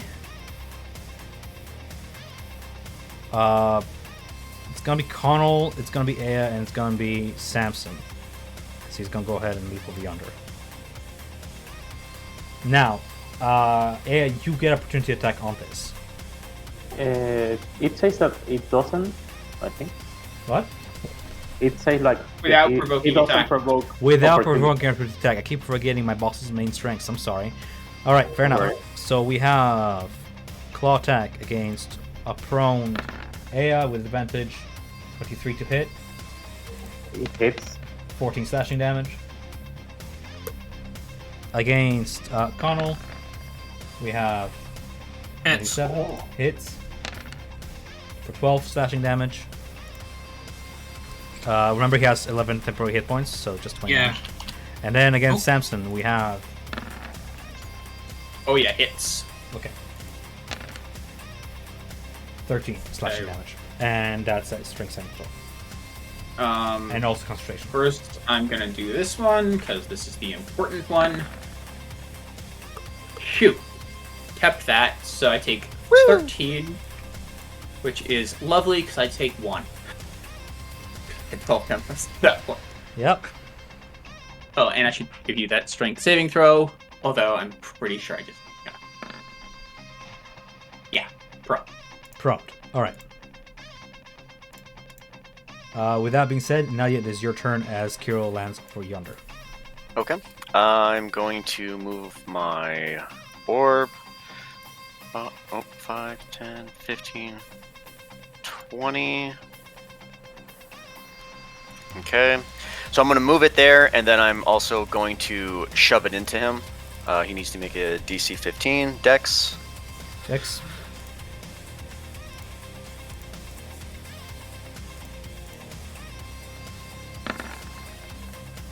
$11. Nice. He'll take 3d6 for 9, and I will empower. I'll use another meta magic point. Let me mark that, and I will actually re-roll Just give me 2 damage. and the 1. Yeah. Yep. Slash roll 2d6. So that's 8, 9, 10, 11, 12, 13, 14 total of fire. Awesome. Alright, and that was my bonus. I am then going to move 5, 10, 15, 20, 25, 30, 35. I'm going to end there. And... oh man, it's hard to say. I'll just lob another firebolt at him. For 14? It's a good effort, but unfortunately it misses. Ah, poop. Okay, woo, 12, I'll take that. And that'll be my turn. His hulking form turns, tracing you with its eyes as you climb across the ceiling. He taunts you. You will continue to resist. I've had enough of your defiance. A shame to let such potential go to waste. But I see now that you will not break. Start running. I do enjoy a good chase. With that, Novark, you're bleeding out but still in fighting form. You wish to fight on? Yep. Okay. His spear still in hand, and he's going to lunge it towards him. The first attack. 25 for 8, but he is going to call on his mystical bond with nature, and I'm going to put Favoured Foe on him. So that'll be an extra 1d6. That's 11 damage for the first. And then we're going to go for the second attack. 28 for another 6, but Favoured Foe as well. So that's going to be 12, so altogether 23 damage. Connell is then going to move in and take a maul attack at him. Pack tactics, so 14, that doesn't hit. No. So altogether 23.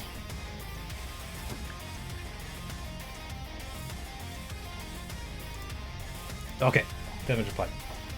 Yep, that's the end of it. Novark, Connell.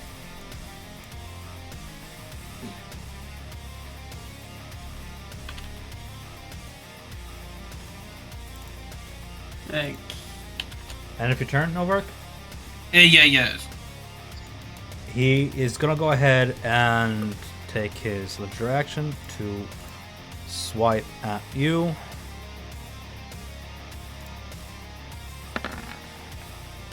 For 12. Miss. Advantage because of Blood Frenzy, so 26. 8 slashing damage. Would my temp HP have already came in?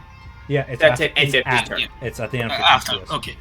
Okay, then it just takes away my temp HP. I'm still standing! Alright, Samson.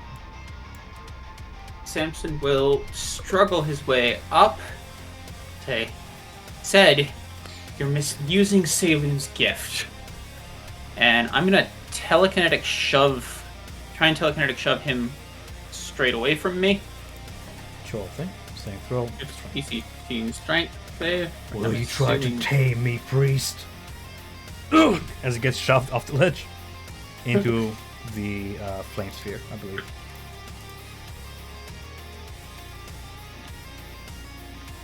Tame you? No. You're beyond taming. Turning children. And so that's my bonus action. For my action, I will Sacred Flame him. So DC 15 Dexterity saving throw.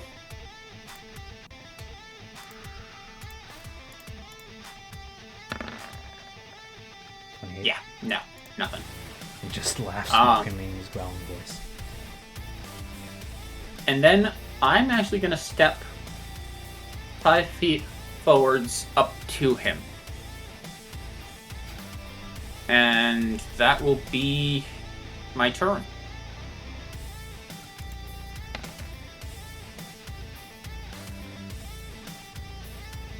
I don't want to steal your lightning here. Yeah, go ahead with your turn. Okay.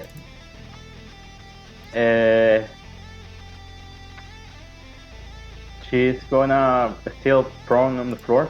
She's gonna see to our werewolf friend, and she's gonna crack an Eldritch Blast.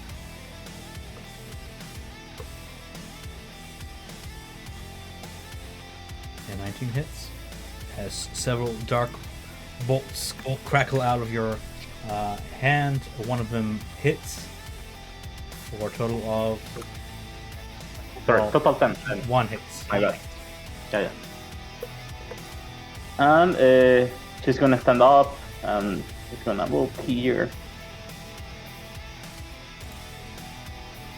And with the blight, I think that the cooldown has already happened.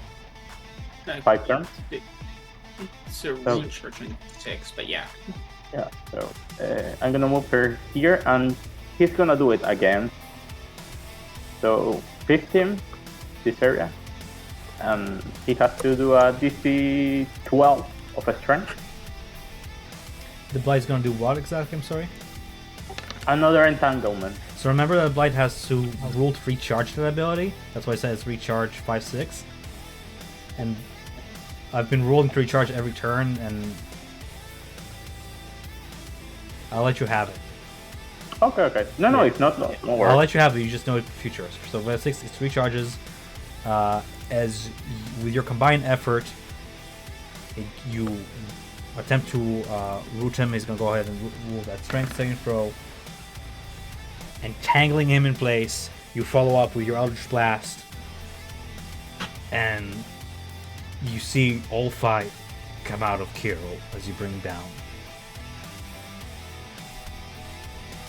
He, with his last few snarling breaths as he transforms back to his humanoid form and shrinks, he laughs. You've killed this body, but you haven't killed me. My legacy lives on in all of you. Kirill dies. And as he's saying that, I'll say, are you sure about that? And just leave it at that. A dead man replies not. You shouldn't have turned children. Dead.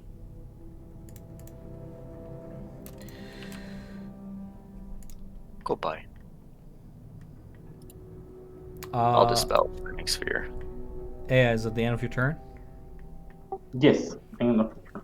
You see at the end of the cave, the werewolf over yonder first lifts his crossbow to watch, but then with a shuddering look of disbelief, lowers it slowly, shakes his head, and then just begins to put away his crossbow on all fours and begins to like run over eastward with all his speed. Do you give? Does any of you like give chase at this point? Yeah, I won't catch him. I do not. Okay. If none of you give chase, we're out of initiative. And I will put a note for myself. I would shout out to him as he's running away. Don't turn children. And that's it. Surrounded by the bodies of the fallen, you are left victorious, but at what cost in the confines of this cavern? And the Twilight Sanctuary will drop and I will also drop Spirit Guardians. Out of character, I'm not gonna lie. I'm impressed, guys. Thank you. One could argue I did not run that creature correctly. One could argue you guys are amazing. Either way, I'm quite impressed. Yeah. I was expecting a TPK, not gonna lie. I got fucked up again. Yeah, you took a brunt of it. Yeah. We need to talk with Fiona. We need to buy that rock back, okay? You need it, man. Yeah, you're the one with 22 AC. You should be taking the brunt of this shit. 23, okay? 23.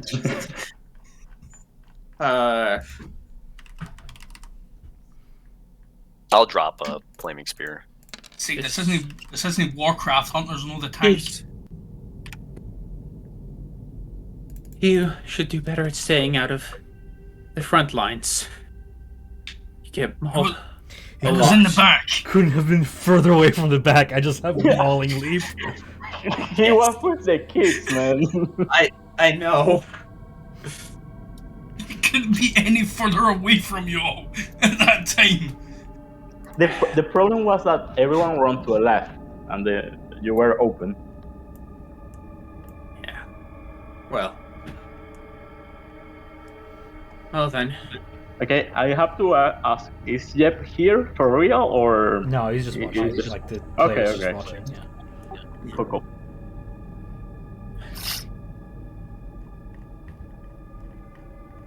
Samson will look down at Creel and just go, why? What did you give in? This is what you wanted, right? Hopefully you found some solace in it. That's what I wanted as well. This is Astrid, kind of cracking her neck and inspecting the blood on the end of her spear. Good job, all. How does Astrid curse is affected now. I don't feel any different. I thought I would Yeah. have some catharsis, but looks about it, of course. I don't know. I don't think we're quite done yet. Not quite. Still a little bit left to do.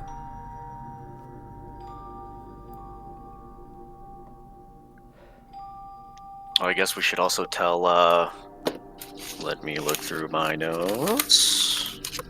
Zalika. Yeah. Well, I'm sure Zalika has heard all the fighting. I'm sure she wants to know who will emerge victorious. Yeah. I think you should go talk to her. Make sure she understands that there's why we took down Creel. Turning the unwilling, turning children, to using the gifts. Well, let's go talk to her. Those of you who venture into the deeper parts of the cave follow the rough-hewn stairs that lead down to the torchlit cavern, where several wide-eyed children stand behind wooden bars and stare at you in terrified silence.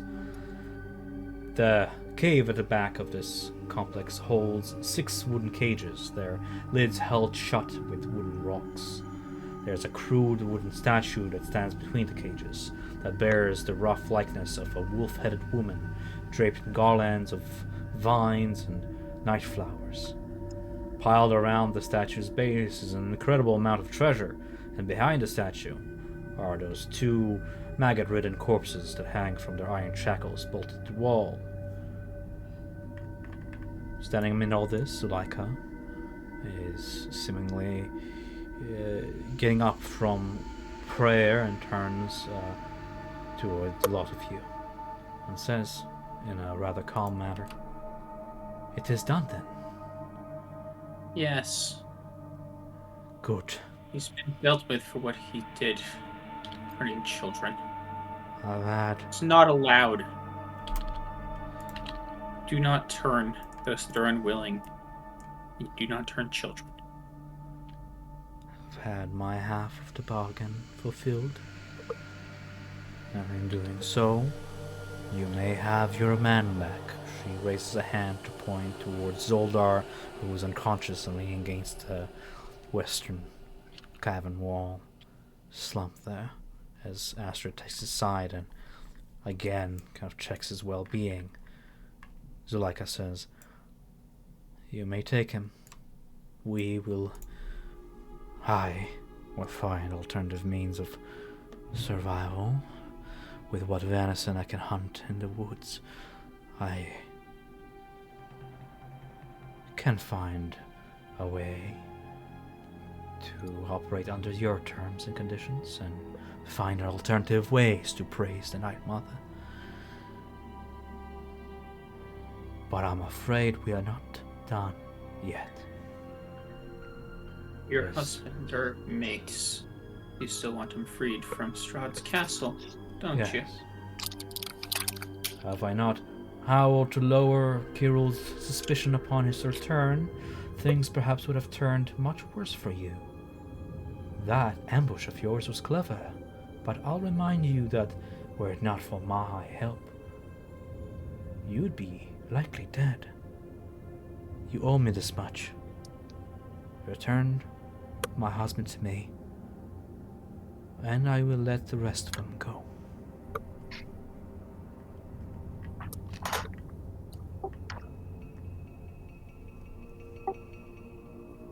I think you are mistaken. It's not your mercy who made easy this fight. It was ours. When we first came and we cleaned the cave, we didn't take you at that moment. So we don't owe you anything. Is Yeah. that then a threat? It's not a threat. We may look for a meal. You sound reasonable, but the kids should be able to live we don't own you a thing, and certainly they don't. As I said earlier, the kids have already turned. They should stay here. If they haven't, they come with us. Agreed. Those who haven't turned can return back to the city of Krasvilaki, wherever they came from. I'm sure their parents would miss them dearly, and it'd be such a great honor to present them to them. However, the ones that have been turned, there's nothing more that we can do. We can't get them into the city of Kresk. No one will accept them. It's better if she mentors them. So is that what I am then? I am to mentor these young, sitting here hoping for one day that my husband will return, like some widow at the window. What you're going to do is sit up here all alone by your lonesome. Even that's maddening. The she-wolf licks her lips as she inspects your wounds no work. You see an ethereal form for wolf rot of moonlight materialize by Zuleika's side and launch toward a child in one of the cages, pinning it down and burying its teeth inches from the child's throat. You slaughtered my kin. Emil's all I have left. I will have him back. I'd rather live without... I would rather die than live on without my love. I cannot trust for your return. These children, bargaining chips as they are my last hope of seeing him. I will not be left the last remnant of a dying pack. You will comply with my terms, or I swear by the Night Mother's fury itself, I will kill every last one of these children before your very eyes.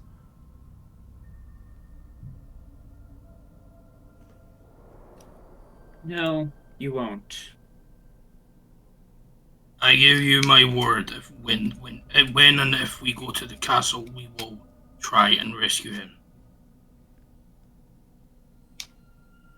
Your word. Forgive me, but that means very little to me.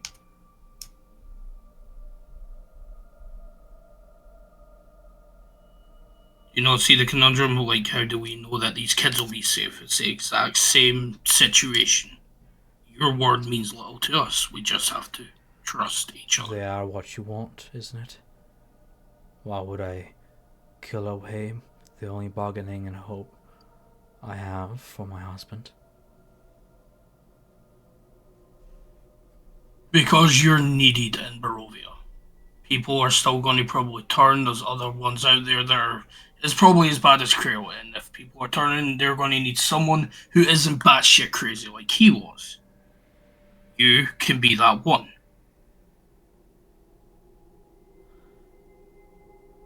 Yes. Back in Faerun, we had sanctuaries that were set up under the Order of Saving. Places where wolves who didn't want to turn others could find safety, peace, rest. But this isn't Faerun. It's not. After what occurred tonight, I'm sure to be hunted down, killed, for assisting the lot of you. All I wish for is to run away with my mate and be left alone in peace. All I wish for is to see his face again. And he's currently held in Strahd's castle. If he's not dead already. Well, that becomes very complicated. Because Strahd's castle, I imagine, is almost impenetrable. After all, Strahd himself is quite the ruler, quite powerful. I doubt his home would be easily breached, or even breached to begin with. I have made my end of the bargain clear.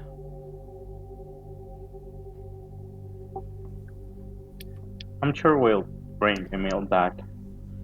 I'll But be here waiting. do you have like any knowledge that could make the access easier when we go to Ravenloft, or where we could find like any item that No, will facilitate it? but you figure out how to down Carol, the strongest among us. I'm sure you'll figure out a way to get my husband out and back to me. I suppose I have a question, though. What will happen when the rest of the pack returns, with Kirill dead? You said you'd be hunted. Will they not return sooner and kill these children? Sounds along to with me you've yourself? just laid out a time clock for yourself then. I am already dead without him. I have come to terms with that. But if there is a hope of seeing him again, I will fight for it.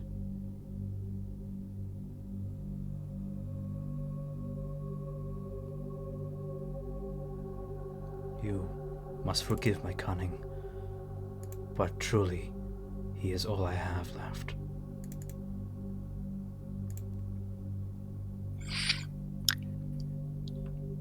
I don't know. No, never. I'm kind of just in the back, kind of just being like, okay. Out of character, are we all agreeing with this? In character, you all agree with this. Yeah, but I mean, maybe there is someone that haven't. Nadia, honestly. Well, I find it funny in character that she's trying to use this as a bargain chip, yet we've made her one step closer to getting a meal. Otherwise, she would have never had this chance before, and yet she's giving us such disrespect and threatening kids and everything. She owes us a lot.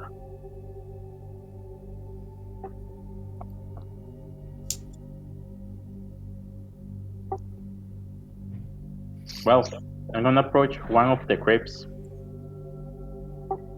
And to the kid, I'm gonna give the toy with my check. Okay? It's not fun if it's not Blinsky, I tell him.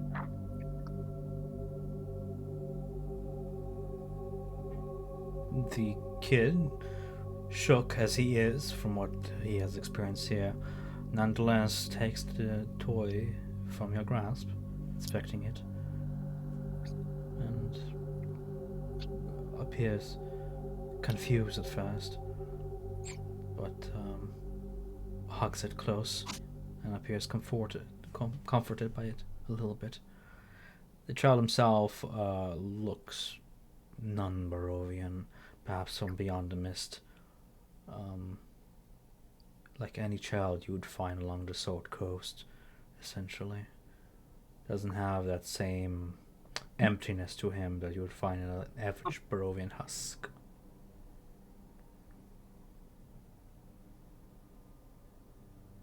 Well then. Lycan. Go ahead, Samson, sorry. Seems you've put us in a situation with only one option. To raid Castle Ravenloft. We want to have hope of saving these children. Well, saving all of them, I should say. Yeah, but the timeline seems shit enough as it is. Yes, it'll be an interesting expedition, if at all possible. I'm gonna sit down on the ground and start ritual casting Augury. So are we taking the kids who have not been infected with us, or is everyone staying here? Everyone's staying. Absolutely not. Go ahead, do what you do. This Night Mother you pray to, she has given you the gift. She has given you a new beginning. You have no bargaining chips here. She's giving you a new beginning. Without Kirill and our intervention, you would never have the thought or the dream of finding your love, Emil. and we have provided this small little gateway for you, and now you're intimidating us with killing children. This is not looking good for you right now. The children that have not been infected, they will come with us. We will return them to the families. That is the good thing to do, and I think everyone in this room would agree. But you think your pact has been slain, destroyed? It's not. You have the chance to rebuild. You have your other members among you, the children. You may look at it from a bad position of having to mentor them, but this is the chance to put a different, a train of thought or whatever you see to it. I would implore you to really reconsider your negotiating tactics. I would like to roll persuasion. I think that's really good. Go for it. Fuck.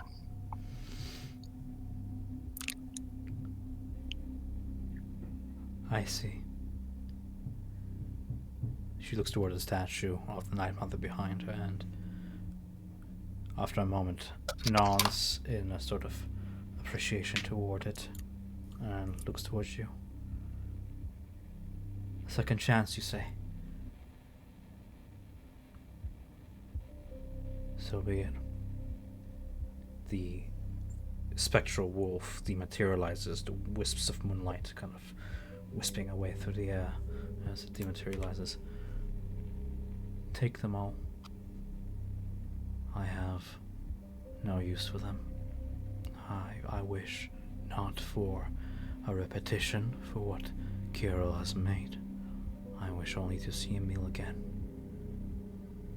I will remain here in prayer to the Night Mother. If she has sent you to me, then perhaps there is still hope for him. I do not trust you, not whatsoever, but I put my faith in the Night Mother that you will keep your word.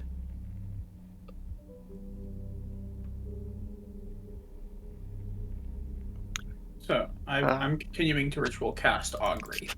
Okay.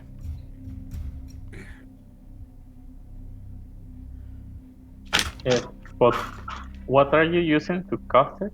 Because I think you bought something for Selung, another for Sudum, right? Or I'm mistaken.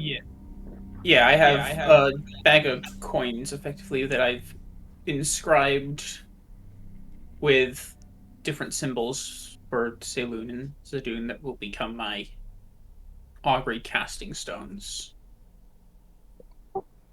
And may I ask, which symbol is showing that you are using? I have not cast it yet, because it's a 10-minute cast time, meaning a whole lot can happen while that's going on. Okay.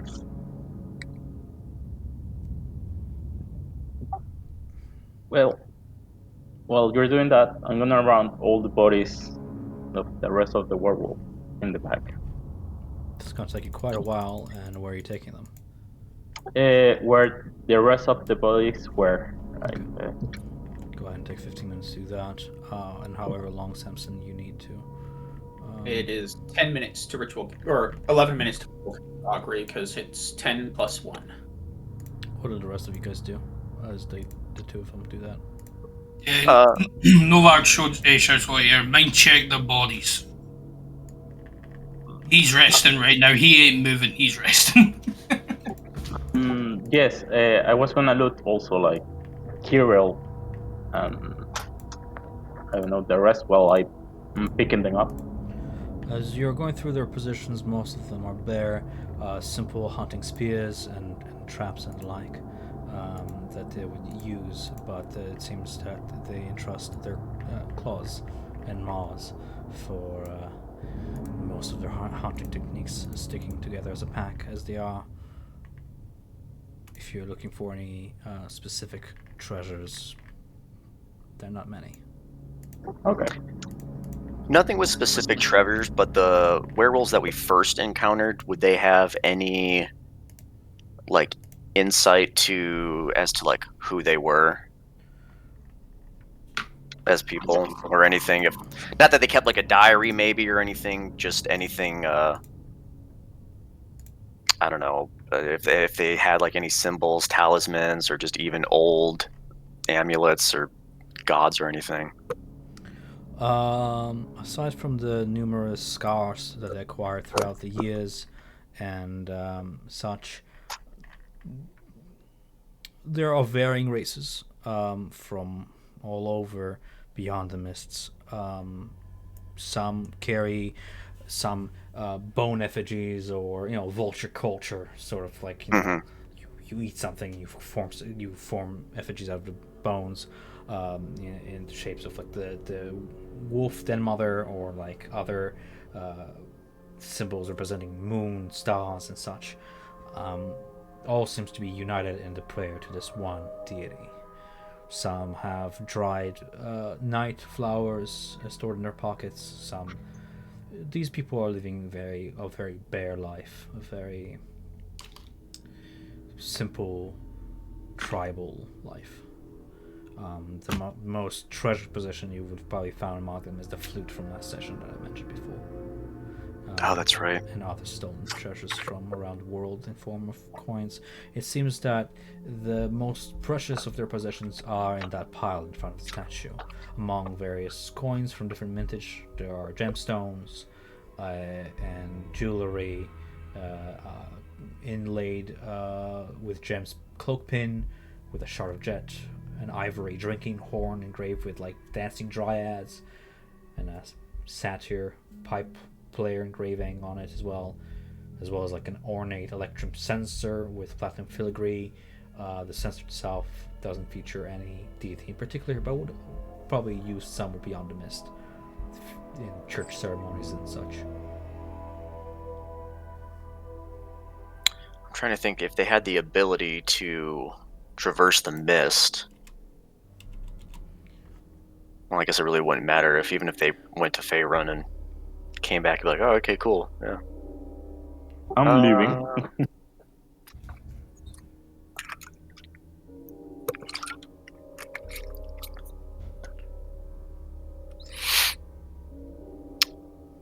As far as the treasure goes, does Zulika seem like she wants to hoard that still, or is it kind of for the pickings? It's like giving into this tradition does nothing more than continue to pray to the statue. She doesn't seem to want to keep any of the positions of the pile. And did we come up with a number of how much, or do we need to like convert stuff if it's all different currencies? He passed it through the RP shop. Oh, he did? For some reason... There's quite a lot of coin. If you were to sit there for an hour and count them, I can give you the exact amount. Oh, okay, I see it. Yeah, like I said before, I didn't get those messages. Okay, I see it now. Coins are in the thousands. Oh, right.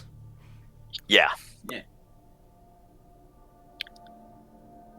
I'll just write that in my notes separately.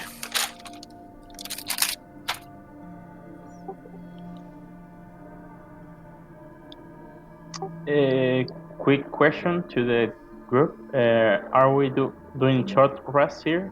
I'm looking at Novart. That is extremely bloody. Yeah, I'm going to use some hit dice now. Oh yeah, it's probably worth resting here for at least most of us. Oh yeah, Zuleika doesn't bother to go out of her way to like guard the horde. Yeah.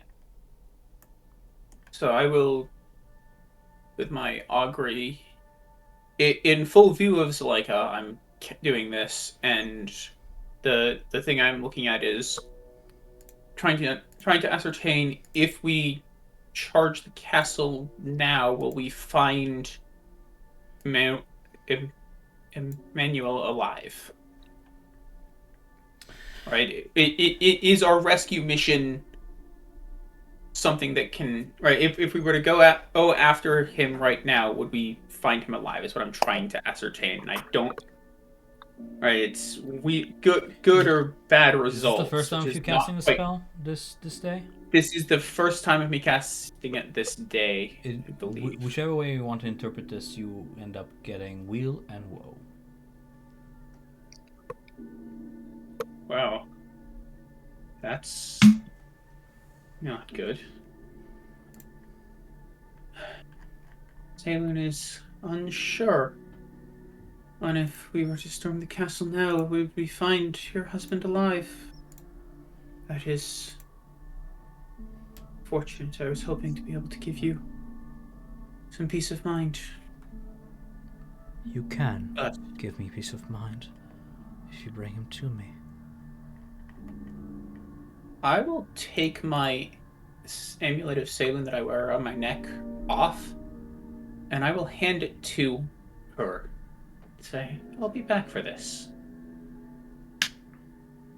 She takes it, gives it a brief look, tosses it into the treasure pile, and just kind of looks among the other items in the treasure pile, the censer, the drinking horn, and just says, I'm sure you will.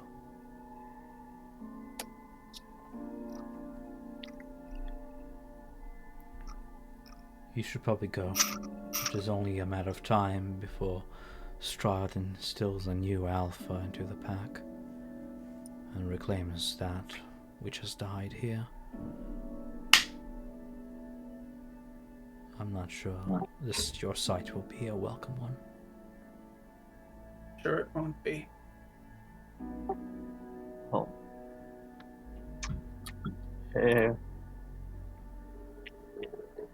Is Ghost and Francis with us? No, right? We left them. You left him in Krashk, I believe. Yeah, they're Yeah. back in Krashk. Well, Well, I will go ahead and start ritual casting Detect Magic. You can go ahead and do that. By the time you finish it, you detect no magic coming from the treasure pile. A few auras from your companions, from their magical items, respectfully. Yeah. Yeah. The only other thing I would look at is the statue itself. Nothing of significance. And then I'll drop it. Well, there's nothing in the pile worth more than coin. To you, says Zuleika. Yes. I was hoping potentially there was something that would aid us in our mission into the castle. Well, suppose if people are rested, we should probably get the kids and make our way back to Krashk. They'll have at least some safety within there. In those walls. For however long that will last. I agree, says Astrid. Continue to take care of Zoldar. Still unconscious and weak, she tends to the worst of his wounds, but she appears ready to leave, should you wish to. I'd be ready. I think we should take the bodies for the abbot. So we may buy some time before he comes down to grass. But we don't have. If you think that's required to buy us time, then maybe it's our only option. Yeah, but I'm not sure if we can carry the bodies. How many we killed? 12? 13? Oh, something like that. I'm already carrying mine. All I care for, really, she says, Astrid says, as she picks up Zoldar, chuckling to herself. You used to carry me, my friend. How the tables have turned. And we're carrying also the children. Children look like they can walk. Yeah. Okay, cool. My genie vessel has Winter Splinter. I'm assuming that I don't have space for 12 more bodies, or I don't know how many bodies. You're assuming. That I cannot put more dead bodies into the Well, genie. the way it operates, you can take objects into your hand, go into your vessel, and then drop the object. No, Bodies I'm not, is something completely different. a dead body is an object, or it's not. I'm not. The interior of a vessel would be 20-foot radius cylinder with some height to it.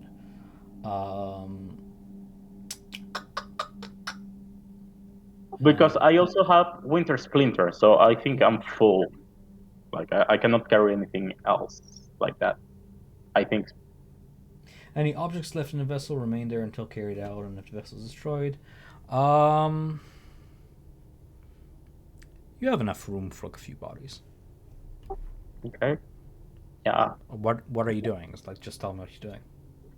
I'm rounding the bodies. I'm trying to put them inside so we can move them So with you're it. grabbing one of the bodies and you're channeling yourself back into the vessel to drop it in there.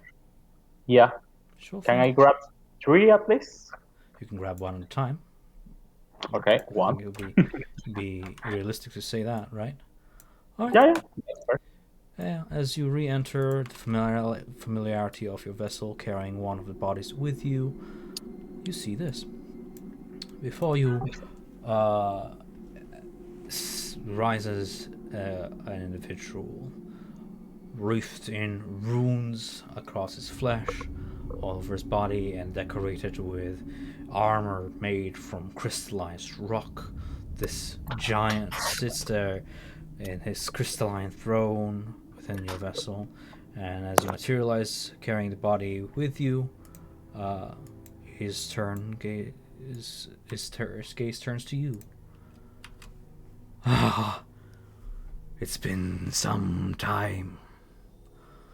I appreciate the gift you left me. Wasn't quite sure what to do with it, so I just sort of left it where you dropped it. I'm sure you can admire the power it used to carry, and it may lay still there. Sure thing. Have you returned to finish our game?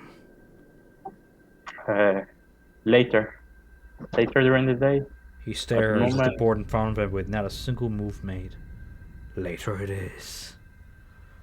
What it is you bring me then? our most recent kill, we slay a pack of werewolf.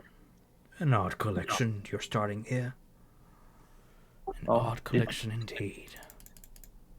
Not much a collection at times. They are objects that can bring power, I believe, with your help. Well, unlike the first one, this one is gonna start stinking up pretty soon. Better use it quick. I don't have means of preserving meat in this plane, despite your efforts to redecorate this place. I won't let it last too long here. And I brought these too. And I'm gonna give him one of the bottle of the wines, and I'm gonna cast a spell to cure the poison. Appreciate it.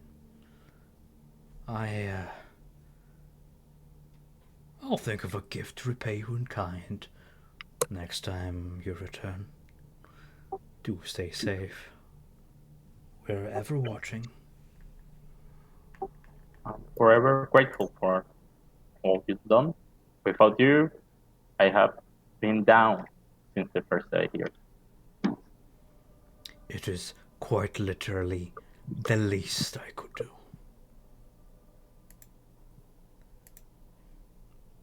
As you one by one, you probably have enough room in the genie vessel for, let's see here, like 12 bodies before it becomes ridiculous to the point where Charlotte will be like, this is too much. Yeah. Which bodies do you take? I want to take the female bodies. I think it's once per day you can enter the vessel, correct? Yeah, only once. So for longer. only the one body, unfortunately. Okay, cool. But it's something.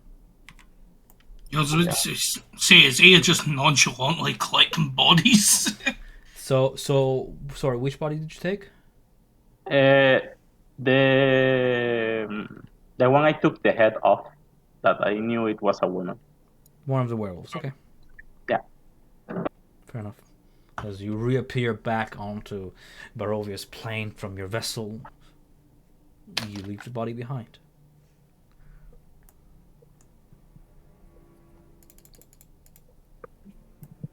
Gift for the abbot.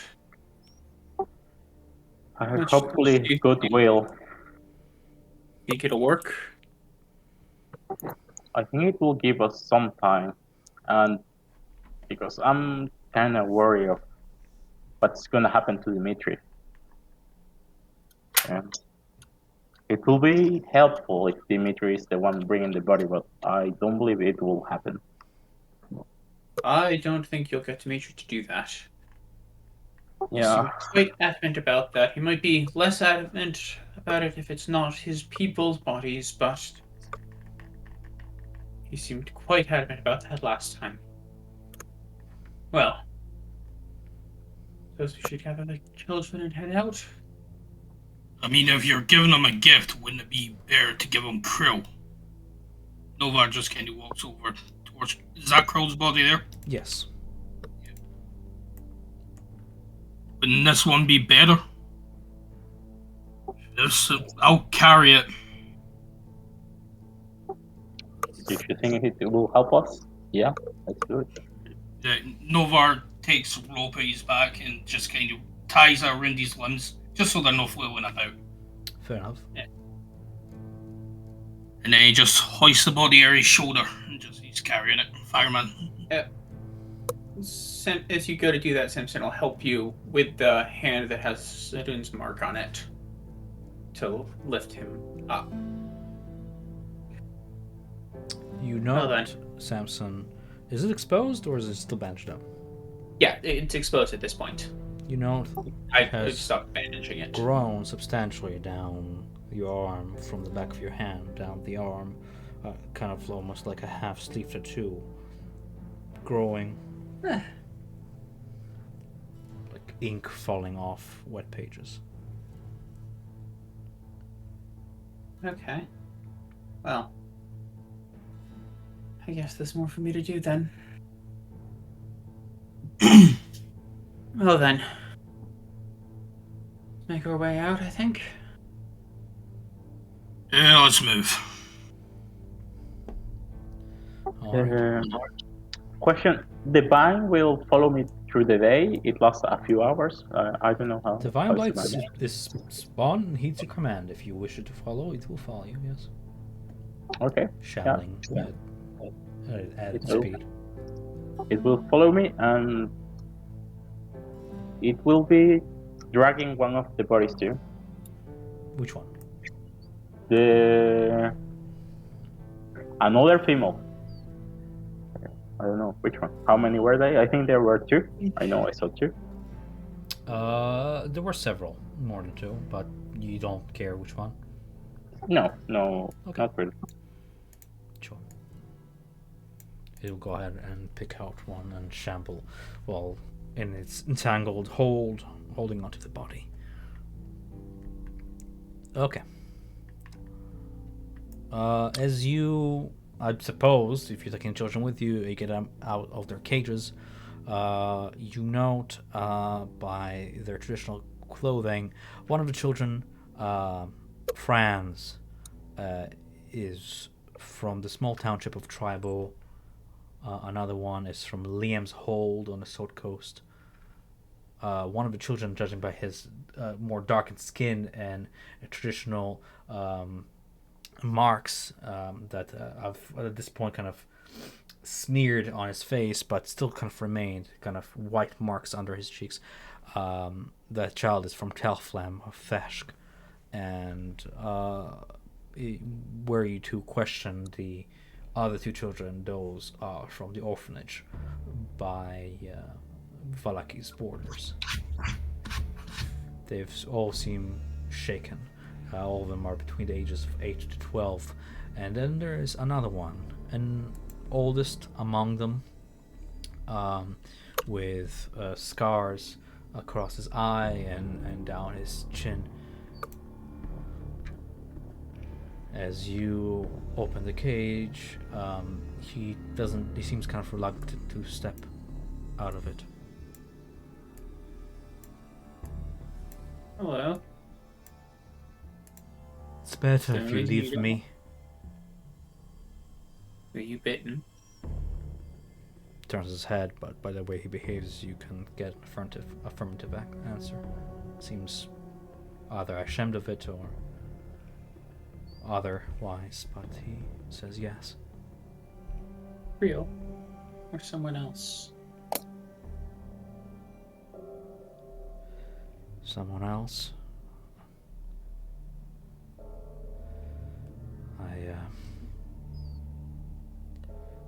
I'm part of this pack. It's best if I stay here. I'm not sure if it's wise to have a beast such as I in civilized society.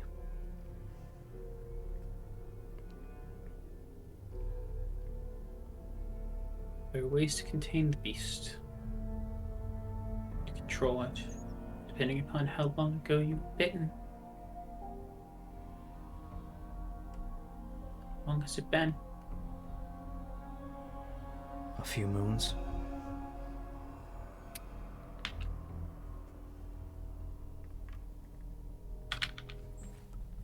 It will be hard to move all these people through the gate of Kresh, unless we can find an alternative. I'm not going to crash. Not stepping anywhere near that place. It'll kill me on sight.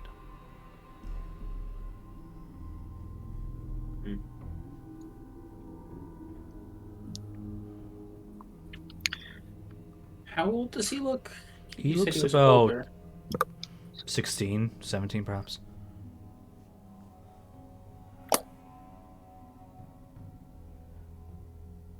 The kid's already went through the change, then isn't it better if he just stays here with Zalika?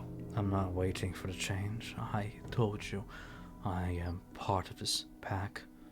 A son of the Night Mother. This is my home. This, he cuts off and kind of looks around the corner toward the pile of bodies. This is still my home.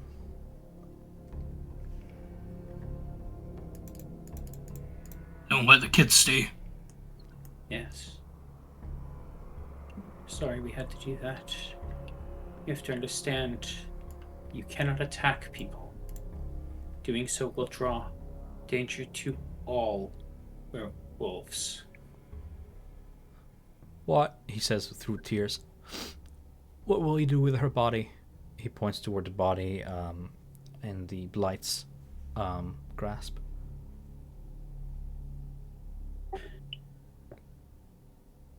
Just gonna try to serve a higher purpose. You hear me? We've done enough to these people. Leave them their bodies. Leave them their dead. Let them bury them. Mourn.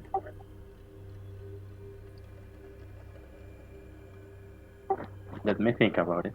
Give me 2 seconds.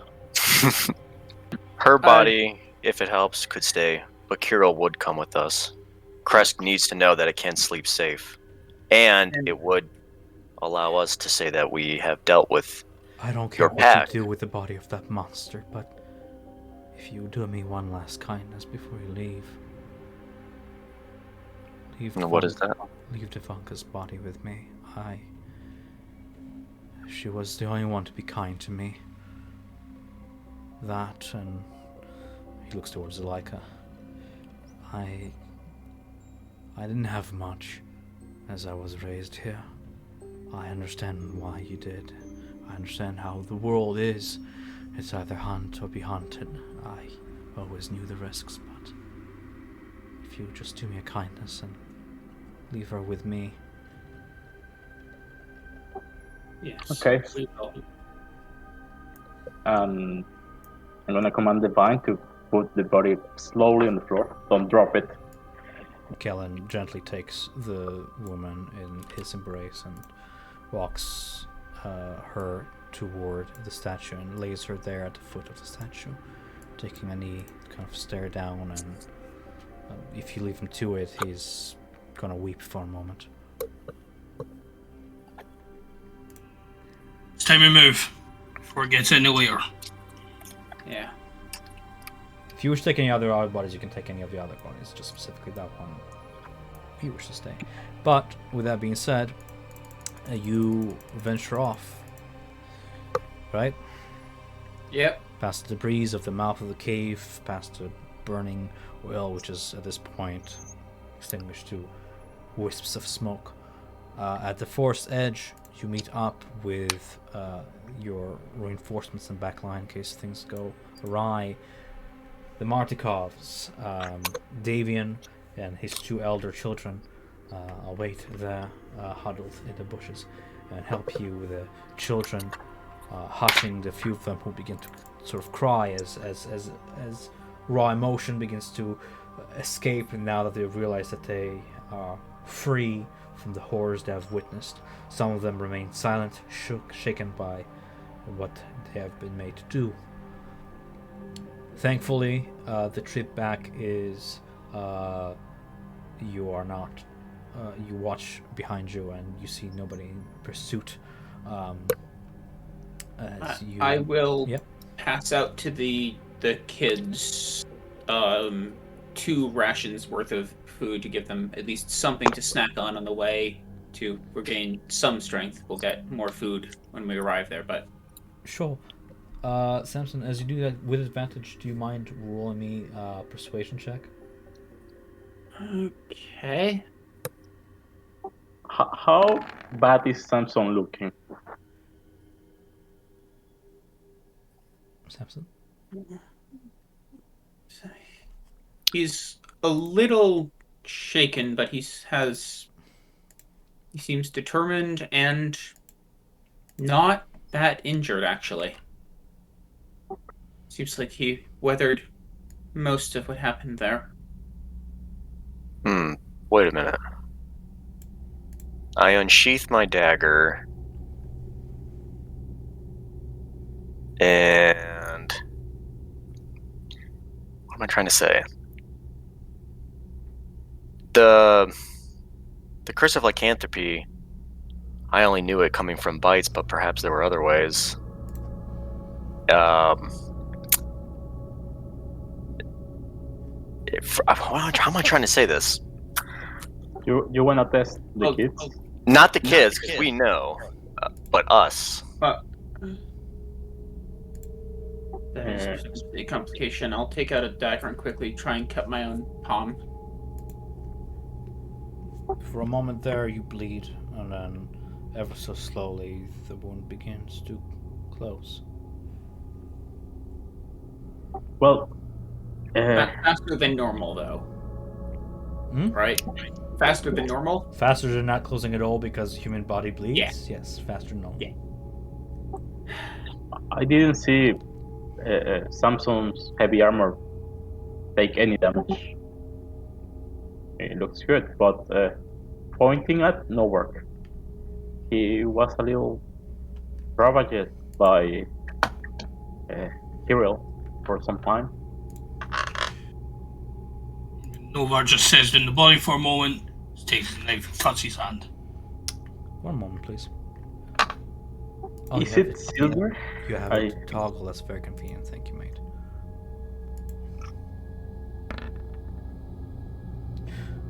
Novak, where you cut, you absorb it for a moment, and the sting is there, and then the wound slowly begins to close. My eyes kind of widen and start to hear a little bit of a, oh shit. I'm not sure if we're gonna be able to get into Krask I can. in this situation.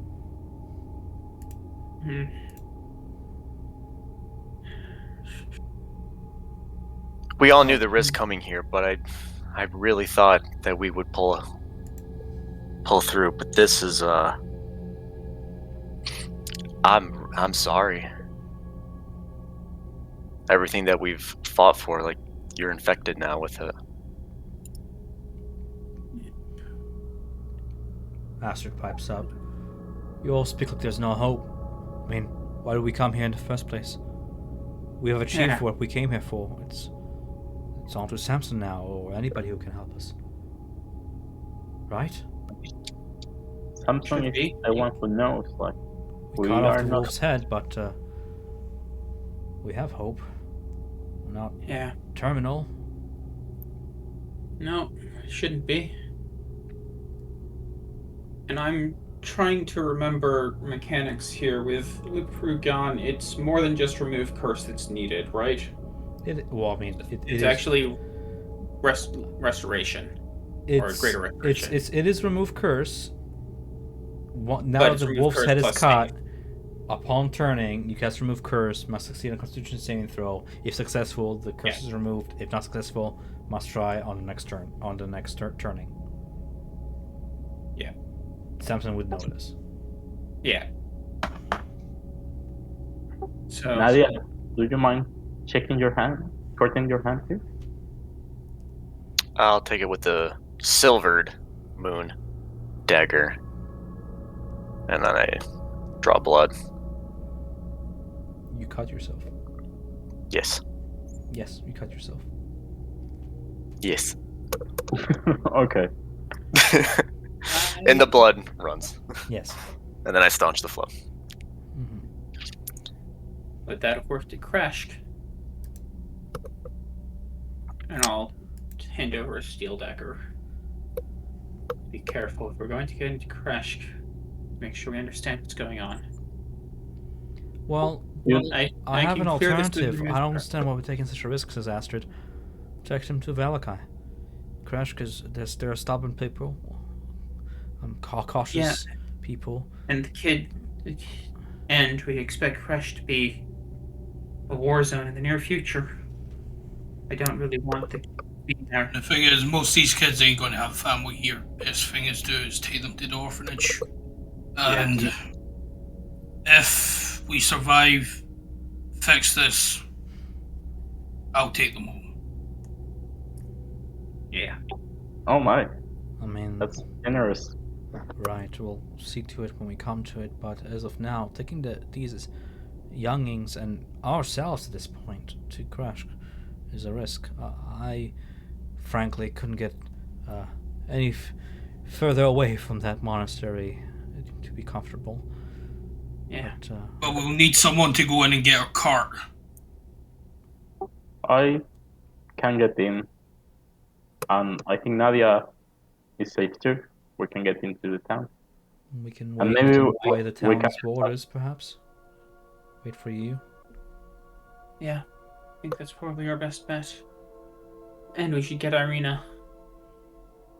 We did leave her in Kresh. Hopefully she's still safe. Safer than we are, that's for sure. That was quite a commendable fight, all of you. I thank you. It will not bring Liam back, surely, but I think we might have stemmed the flow of further infection for the foreseeable future. I can only hope. Yeah. Well then, let's make our way to where we're gonna wait for people to get the cart. Then we'll make our way back to Valakai. Your half an hour's journey, as I mentioned before, is quite a peaceful one. You're heading toward Kresh, yeah? Yes. Yes, because we need the cart Sure. to actually have any hope of making it there. On the in way this there, the time. Markovs do also kind of, by the by, mention that should you go to Valakai, there is the inn where the children can stay at, perhaps, or there's the orphanage, really, whichever one you guys choose. Entering the city if you are not infected is a breeze. Recovering cart and arena is a breeze as well. Is there anything that you wish to do in Kresh before leaving Kresh? Yes, I wanna do stuff inside the town, really. What would you like? I wanna take the body of the Wendigo and do my first part on my quest of getting a new horse. So yeah, I wanna take the body down of the wall and take it to the abbey. Sure. After a day in the freezing cold, though the cold helped stench the rotting process, and it is quite a large body, you managed to haul it up eventually to the abbot and drop it off in his vile laboratory. Not without getting the notice of a good number of the townsfolk, villagers. Nobody dares stop you, but a few dare judge. We can repeat that essentially because Yeah, perfect. And I'll leave also the other body that the blood is carrying out. That's it. cool. We can repeat that because I don't want to Yeah. steal limelight. Okay. Novarch still has a Krill's body, so we're taking this to Valkai instead. I thought we were showing it to the people of Crest, so they don't feel so afraid of Krill because they knew him. In Balakai, I don't think they knew about Krill. Oh no, they did. Okay, your choice. You brought it. In which world you want it, Crest or Balakai?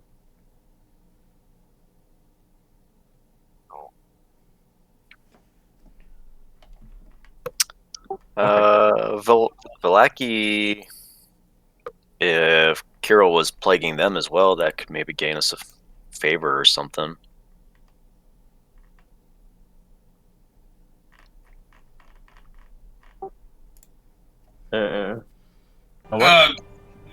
Tell you what, I can just go up to the gate, show... What was Dimitri's brother's name again? As you approach the gate, you do notice. I'm having trouble with his name. Yeah. Taras Yeah, was his name. He doesn't go to enter, he just nowhere just kind of approaches. Alright, fair enough. I just had you guys here since like last time, so whatever. There we are. Yeah, so you approach the gates and show Taras the body. A look of mild disbelief at first, but then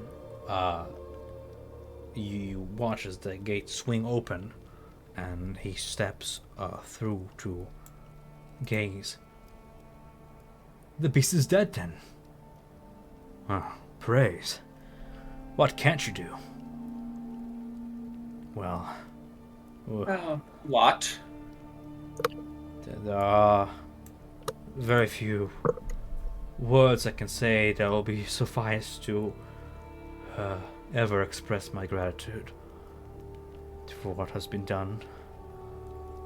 I only pray that Strahd's wrath does not fall upon us. You will forgive me if I ask that you take his body as far away from our town as possible.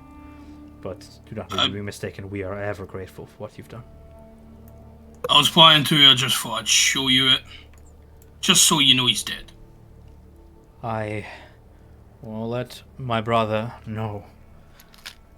And perhaps we can once more send out our hunters into the woods without fearing their loss by that monster.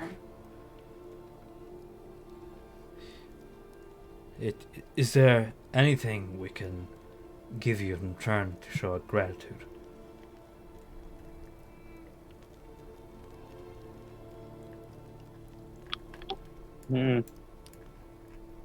Maybe some platinum rings will be nice. Platinum. Expensive metal, but a well-earned one. I can see what my brother can conjure up. An odd request, if I may ask. Do you have anything specific in mind to design, or shall I give my artisan of a brother the freedom to choose their design? If he can put a stack on each of it, I don't care. Yeah, a stack. Yeah, like He is a fine horns. craftsman, and I can ask him to do that much. Question, I remember your brother was working on a firearm. What was that? That old geezer believes that by following blueprints found from I'm not even sure where, he can command fire and steel to outrange our finest crossbows with his contraption. I believe he has a prototype made, one of two. He has gifted a Vistana with the first and has been working on a second prototype since. It should be finished by week's end. I'll talk to your brother and say to him for fact that we've done this, I wouldn't mind taking a prototype. Well, see what can be done. We will send a parcel. Where will you be by week's end in 2 days' time? Most likely we'll be in Valaki. We'll be staying at the inn. We shall send him there then. Yeah, and if we're not there, then the innkeeper or in Huntikoff would know how to find us. Or they'll at least take a hold of the package until we get back. Yeah, we'll have told him where we are and that we plan to return. Fair. Actually, guys, I don't recon often, but I like immediate rewards. Can we just say that it's ready? My notes say it requires time to craft, but I'm not like, you deserve something. Sure. Let's say it's ready. So Novark, I'm gonna show this handout to everybody. Do you know how to add a weapon to your sheet? Yeah. Okay. Do you? Can you? Yes. Okay, cool. So go ahead and add that to your sheet. And name it as you will. The prototype is well crafted, doesn't seem to be rattling in any spots or anything. It is an odd contraption, but you've heard of the likeness before. One of the newer pieces of technology of this era. With it, he will go ahead and gift you 10 lead bullets with it. I'll just put it pistol in there and I'll give her a name later. In terms of platinum rings, go ahead and add those in inventory as well. No need to make you wait for nothing. AI, if you want those platinum rings. Yes. Yes. The RAM design will take a few hours to craft, but nothing stops you from either camping out of town or... yeah. And you took the body off the wall. Okay. Any other last minute business in Valaki for those of you? So, if we are taking an hour or more here, I would rest. Sure. So I was not able to rest at the cave because I was casting stuff for at least part of the time we were doing that. Sure. At this point, the weather, though chilling, is serene compared to what you have endured over the past few hours.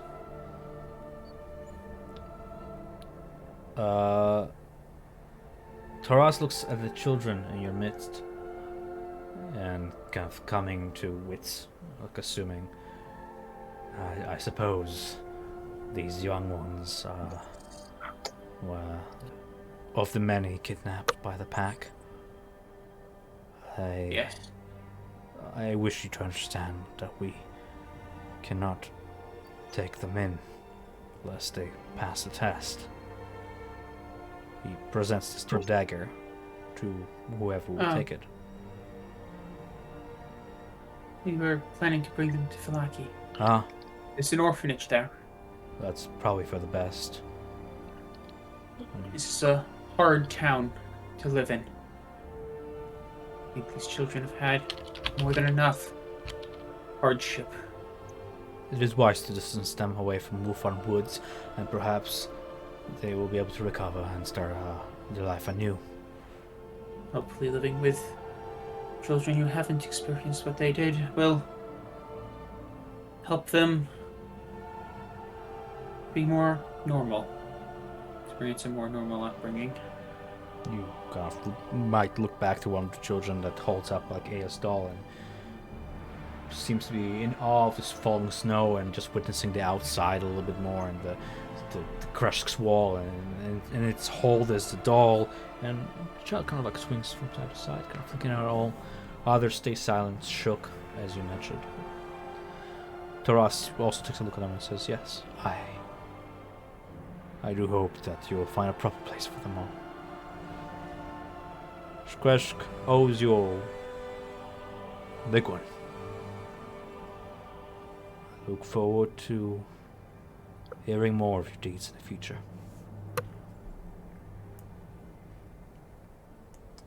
And he offers you a big old grand handshake. Yeah. With that being said, guys, anything else you wish to do in Vallaki outside of like RP later? You know, I know Aya, you want to do a whole bit, but we can concentrate on that.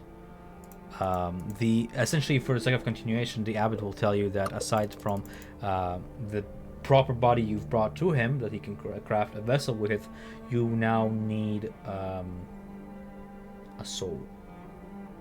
Soul? Or some anima for the body, same as he used the water weirds. Okay. It's really up to you what that is. I'll give it a thought for the RP. Sure. Quick question for you: do you have the spell ready now? Yeah, I have it ready, but I think may we'll be change ready it. with it by next session. We'll just RP it for the sake of cool, just to give it like, so I can give some aesthetic. Yeah. Cool. All right. Unless anybody else has anything else that they wish to do in Vallaki. Not at the moment, no. Okay. Hey, just Not you see for the pistol, what was the damage on it? I'm taking that now. For the pistol, it doesn't say. It doesn't. Yeah, it doesn't say there. One moment, I have it here. Can we take like a 5-minute break? 'Cause I'm about to piss my pants. Yeah, go for it. I don't know why Oh, you God, didn't say thank anything you. before it, and I'm not your. Yeah, give me a chance to get this fixed. It is. Oh, it really does not say the damage. It is 1d10, my friend. It is 1d10 piercing damage, ammunition, loading property, 30 feet, and then 90 feet with disadvantage for range. Got it? Yep, that should be it.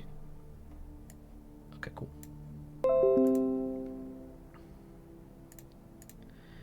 Alrighty then. I mean, it's 10 to. He's taking a break, I know that, but like at this point, it's 10 to 9. Do we head anywhere aside from Vallaki down the road? Do we make any detours or anything of that kind?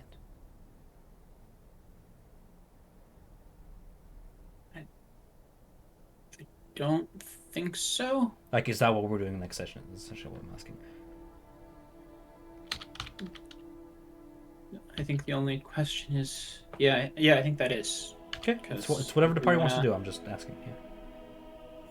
Yeah, because we want to get the kids there. I think we may potentially drop the kids and duck out if we want to try and be careful about our new complications. But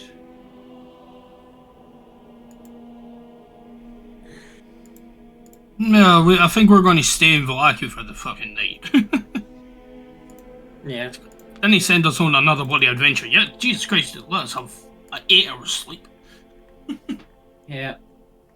And just so my brain is fitting right now, it's myself, Novark, and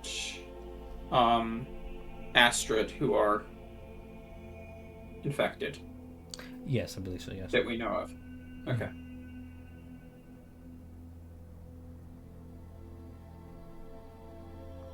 A humanoid who succumbs to Loup-Garou lycanthropy becomes a werewolf. The form of lycanthropy can't be removed while the Loup-Garou that inflicted the curse lives. thankfully not a problem anymore. Once Lubgru is slain, a remove curse spell cast during the night of a full moon on any afflicted werewolf that it created forces the target to make a Constitution saving throw. On success, the curse is broken and the target returns to its normal form, gaining exhaustion and such. On a failure, the curse remains, and the target automatically fails any saving throws made to break this curse for 1 month. I'm back. So you can add that to your notes if it's still unclear. Yeah. Well then. Yeah. I say... tried to... Uh-huh. I tried to remember, where are we with regard to Faces of Moon? I can tell you exactly, because you would probably in character track it daily. It is currently like nightfall of the 18th of Maiden Moon. You guys have less than 12 days before the next full moon. Ooh, I would love to see what's going on the full moon. And it's only on the full moon that my remove curse can cure it. Correct. Or if you manage to force... Yes, only on a full moon. Yes.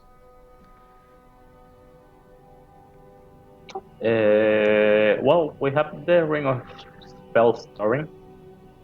I would like to point out, Samson, and let's see if you kind of catch what I'm throwing here. Those are 2 separate conditions. On a full moon, you can remove the curse, and as of now, you have 12 days till the next full moon. Yeah. Those are like independent of each other. That being said, what did you ask me, Ivan? What? We have the Ring of Spell Storing. I was telling Samson, like. Yes. Yeah. You give it to Astra, but she can easily give it back. I was going to use it if any of you actually fall, but like none of you fell, so I was like, whatever. Yeah. The combat was pretty good. I think like we did. I am so fucking surprised you guys survived. I'm sitting here, I'm like, am I running him wrong? Like, I'm not sure, but like, so that's the thing with werewolves. If you have silver weapons, like their CR goes down by like 5. Well, yeah. The thing also is like, Kirill attacked only me for 3 turns, and he didn't hit more than 22. So he lost like 3 turns from that. Because if he attacked Nadia will have Kirill been doesn't down. get turns. Kirill gets legendary actions. So. Well, let's just say he hit me for over 50. Yeah. Yeah, and Novak was down since the beginning of the second round. was treading death by this much, only thanks to like Samson's like sanctuary. So that was the other thing I was gonna say is, I think you do not fully understand, or did not fully understand, the power that is Twilight Sanctuary. Oh, I know. It is really hard for people to go down inside of Twilight Sanctuary. I am dropping 6 or 7 hit points off of an attack on everyone each turn. In retrospect, what I should have done is like have the werewolves disarm you from your silver weapons, take them on the same turn, then use those weapons against you possibly, or toss them to the bottom of that water lake thing, whatever, and have Kirill just legitimately focus weakest to strongest, but that's meta, so don't do that at the end. And a whole bunch of things, like it's. How was like Kirill? Like he goes against the strongest or against the? I play Kirill. I just roleplay Kirill as like whoever has more aggro, whoever taunts them more, whoever does more damage to him, whoever catches attention. I'm like, after like trying to jump on the ceiling while being like difficult terrain and stuff, I'm like, I'm not gonna get Nadia if I start climbing. I don't have Mega Leap. Mega Leap. Like, I feel like my bind did pretty well. Okay. You just did everything correctly. You just did every counter you could have, like silver weapons, difficult terrain is insane, AoE damage is just windows down to pack to nothing. You did everything correctly, and I was sitting there like, wow, they're actually surviving. I thought it was gonna be like a TPK or some shit, but no. Yeah. I mean, the was initial explosion just brought everybody to half health, so Yeah, that's true. that really helped. I was trying to run to Novart, but it was so hard to get to him. Like, That's It's another your thing. own fault. That's another thing. Grapple action, then dragging somebody away from combat, like out of like support range and stuff, and then using legendary action to swipe at them is smarter than like just straight up attacking. But you know, it is what it is. And at the end of the day, I'm not here to kill you guys. I'm just here to give you guys lycanthropy and make you think about it.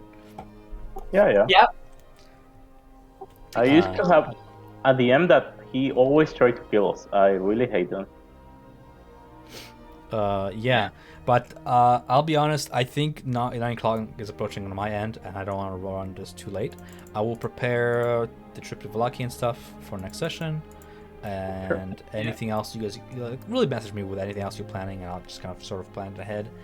You know, in terms of NPCs, Asher will still remain with you unless you wish to leave her somewhere else.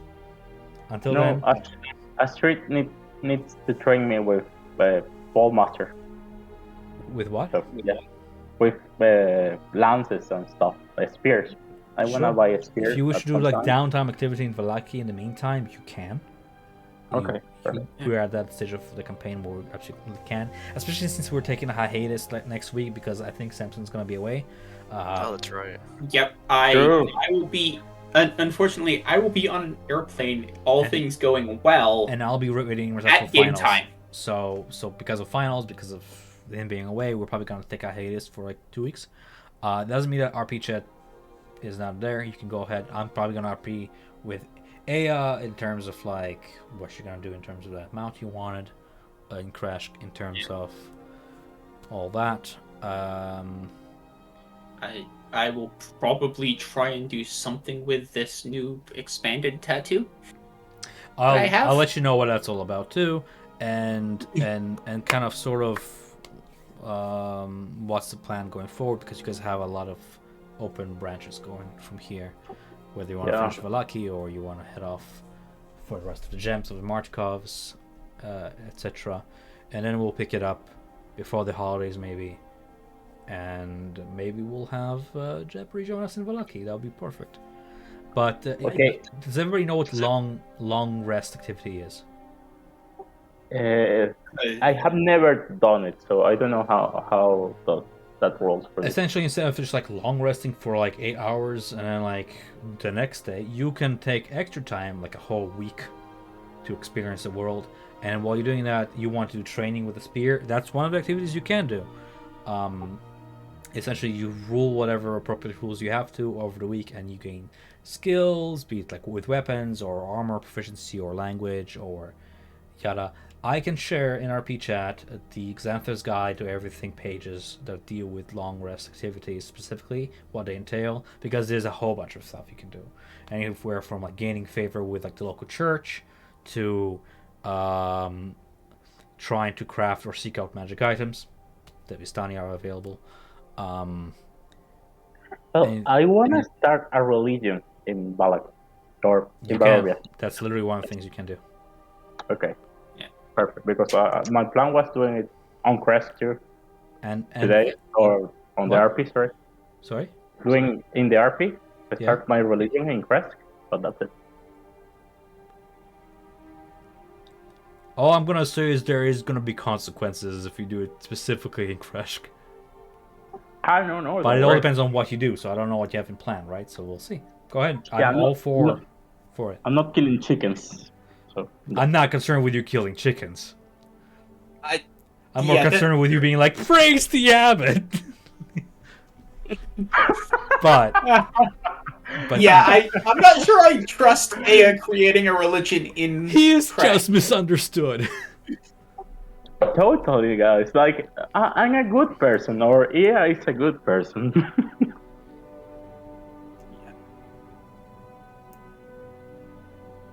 But yeah, Balak has like a lot of things we haven't finished. Yep, we have Lady watched her stuff. Probably. Dimitri did want this kind of thing in Crash resolved in 2 days. Yeah, it's essentially giving you guys 2 days before he takes actions into his own hands. Yeah. So whether you want to like wait up on that or you want to resolve it now, it's really up to you. Just you're correct. Time needs to be divided appropriately, but nothing like a long rest activity can include you traveling back to Crash and doing stuff. Okay. Yep. Since we're hanging out, I might as well look this up. Author's Guide to everything. Of course you can craft comfy studded leather armor. Yeah, I'm really happy I that still- actually come back. Yeah. I still think we need to get Jeb plate mail. Yeah, you need to get into that, man. Like, stop being so fancy. I have 8 strength. We can You put some boys. muscles on you. That's disadvantage on everything dexterity. Don't worry. We can find an artificer to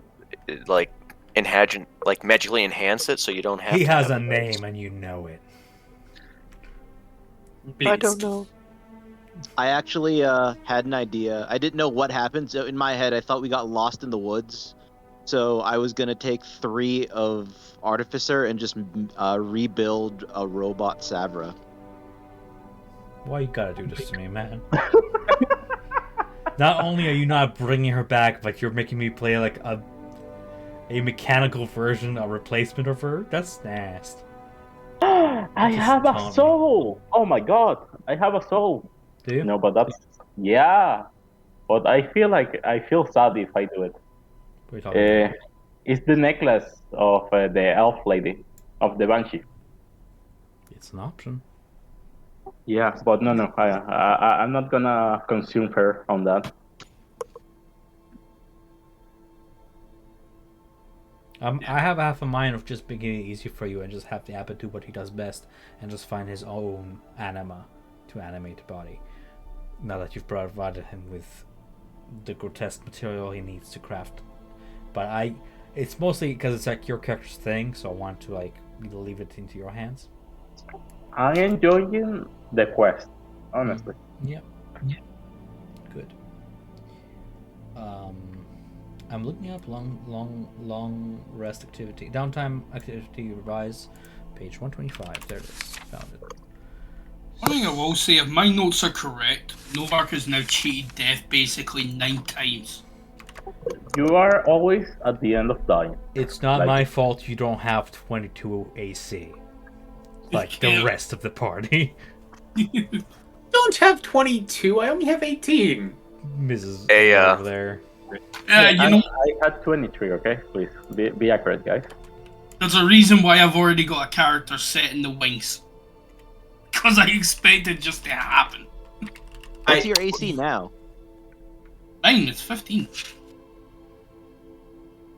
You're just I easy think to we'd hit, have man. the same if Jeb came back. But Because I If got he bothered to put on actual armor, though, he's at 14 because studded leather is too uncomfortable. Yep. This sounds like what I remember. I think we got Jeb in leather once, and then Jeb proceeded to take it off immediately upon when we started traveling. Hey, he takes that shit off at night, so if you guys are ambushed at night, he's not wearing armor. Because you can't rest in heavy armor anyways, you have to take it off. yeah, I was reading about that the other day. Like, yeah, in your rest, you don't have armor, and if you are attacked, you only have 10 AC. Well, Makes sense. plus dex. Plus dex. That in my So case is -1. So yeah. Is it any armor or is it a special type of armor? It's heavy. I think it's heavy, possibly medium. But I think it might... I know it's definitely heavy, but it might be medium. Yeah. I think there's like a thing off for light. That's one thing I love about barbarians on armored defense. If you're gonna do that, you go monk. Love That's it fun. how you're like, I'm gonna guard Pfizer and make a robot version of Several. I'm like, Several is still there though. So we're gonna have both real Savra and robot version of Savra, and have that as a rivalry that has roleplay now. No, I'm going full rogue. So he has 13 AC presently with his level 4 ASI. Yeah, but Or- like advantage on like saving throws, for dexterity, like dodging out of the way and shit. That makes up for it. It does.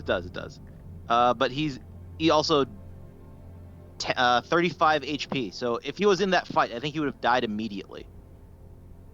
Um, Well, but you have like a cunning action, evasion. Oh yeah. Not damage. Evasion at 5. uncanny. He uncanny dodge is 7. Oh, uncanny touch is 7. Yeah, it is. And cunning action let you take dodge. No, not right. Only disengage and dash. Disengage, dash, and hide. Hide. Okay. Monks get to Uncanny. dodge. Uncanny is 5th. Evasion is 7th. Yes.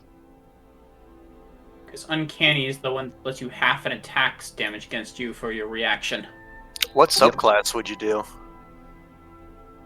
I am Mastermind. Yeah. So Oh, yeah. it's his entire purpose in battle is obsolete with extra attack and flanking. Obsolete is a good way to describe him. Yeah. I'm trying to remember. Did Jeb actually made attacks at one point, right? Because you Once. used your rapier once. I made 2 attacks, 1 missed, and 1 almost killed the shadow. Yeah, against the shadow. Yeah. On that one, I thought you were like an evil. On that episode, I was like, yeah. Did Jeb betray us? That was the one. He lies. He's like a social liar. So He's was a- trying he's a to con man. convince. Your Yeah. charisma was pretty high, man. Like, I believe it. Yeah. Yep. I decided to play against type with a rogue and just like, what are rogues known for? Let me make a bard rogue, but actually make him not too good in combat. Well, I got like an idea for if I die for the new character. It's gonna be a fighter. The one that has a ghost, I forgot the subclass. The Echo Knight. That one.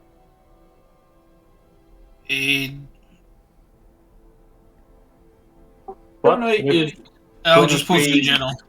That's who you'll get if Novard dies. X-Knight. Why not just go away from what you keep coming back to? Or is that like a new character? Or is that the same one you showed me before? And no, that's same one as before. That's my barbarian. Oh, because you like never got to like actually finish him like off as a character in other campaigns. I'm playing him in one other campaign, but he's a bit different in that one. I'm hanging with Dana different. I'm not going to. If I was bringing him here, it wouldn't be Path of the Beast. It'd be another. Sounds like a good way to like develop split personality disorder, but I'm all for it. Yeah.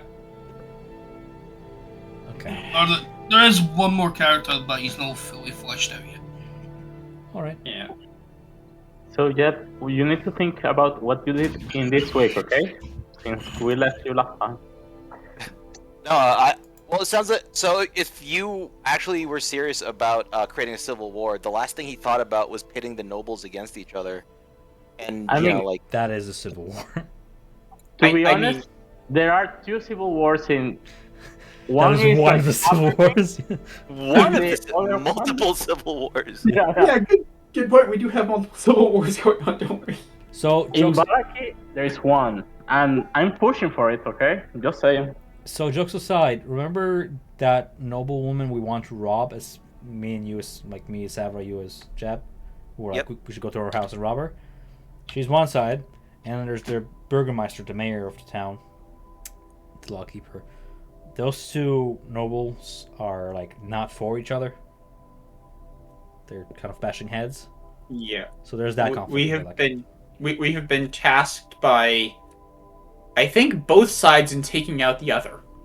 in one way or That's the other. actually what Jeb would love to do. He'd love to like steal something from one house and put it in the other, and just like When or we were something doing, along those lines. When we were doing like political intrigue and all that RP stuff, I was like, I miss Jeb because he would like soak the soul in. Which is why I asked you if while you were down Valaki, if you want to mingle and carouse among the nobility and find out what's what, and just kind of stick it to Valaki. Yeah, I'll give love you to that do that. Yeah.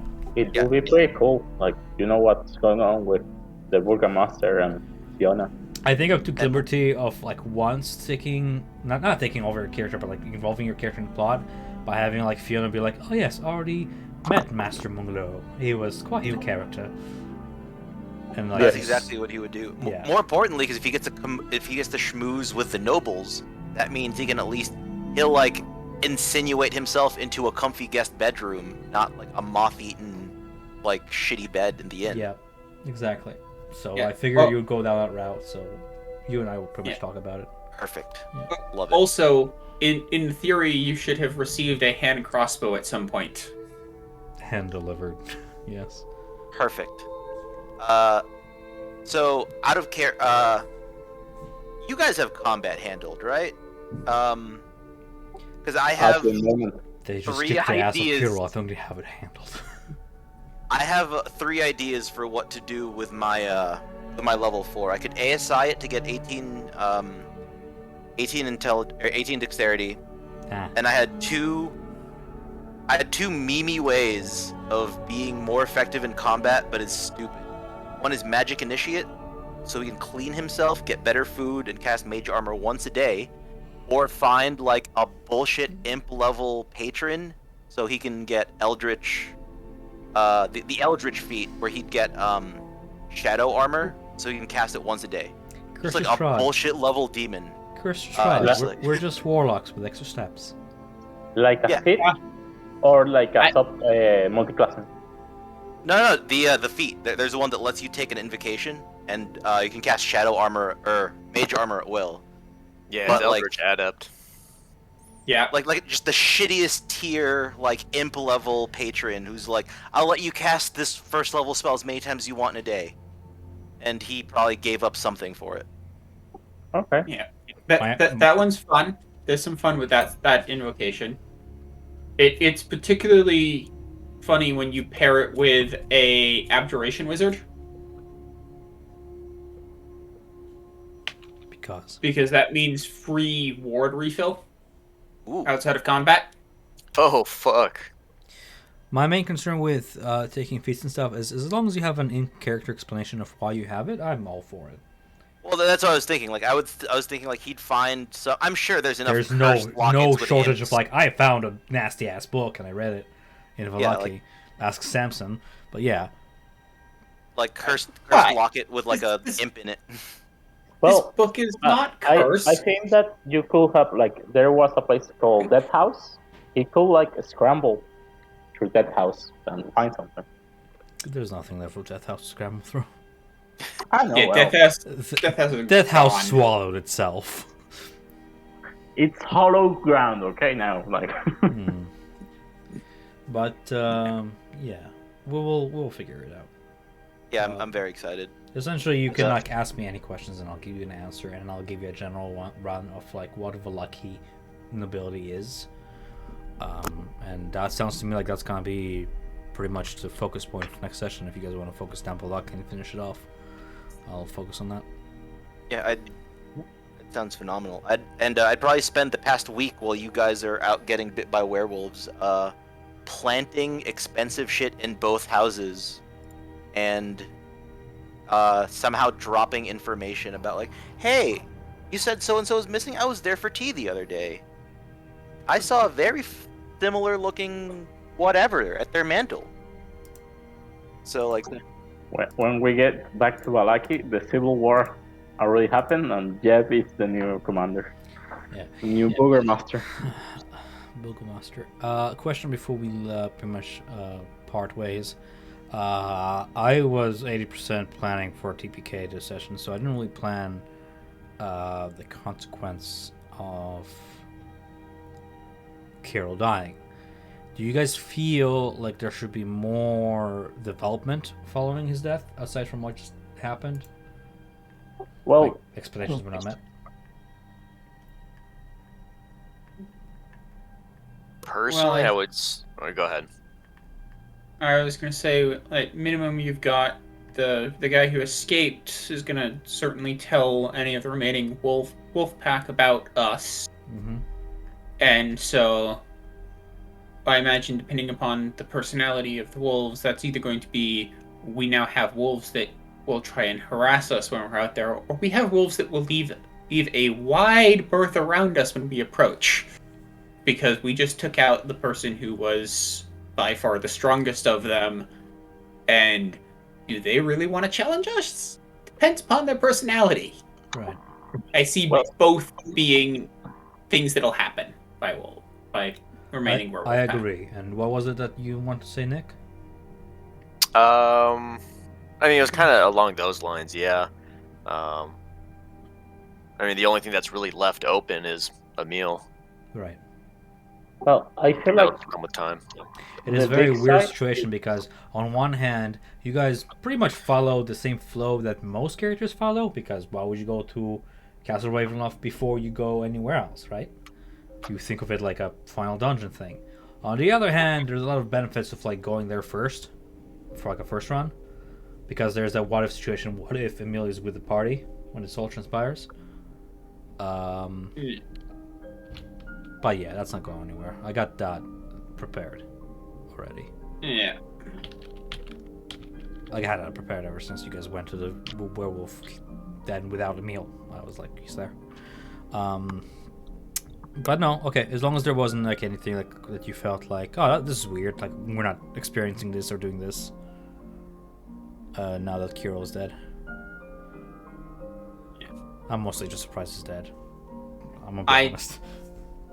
I'm only slightly, because I understand the absolute devastation that the current configuration the party has is capable of dishing out. I think that I will just stop following CR guides and just throw things like 5 CR over you guys and just see where the line is with like lethality. Because do you want to know what CR Kirill is? What? 13. Really? Yeah, exactly. I see it. Out of curiosity, how much health does he have? 190. 190. And he Oof. resisted the explosion. You dealt 190 damage this combat to Kirill. As a party. Well, how much did the bomb do in the beginning? Because The that caught everyone bomb by did not surprise. jack shit because he resisted the bomb in the initial Right. surprise round. Well, So he entered combat with 190 hit points.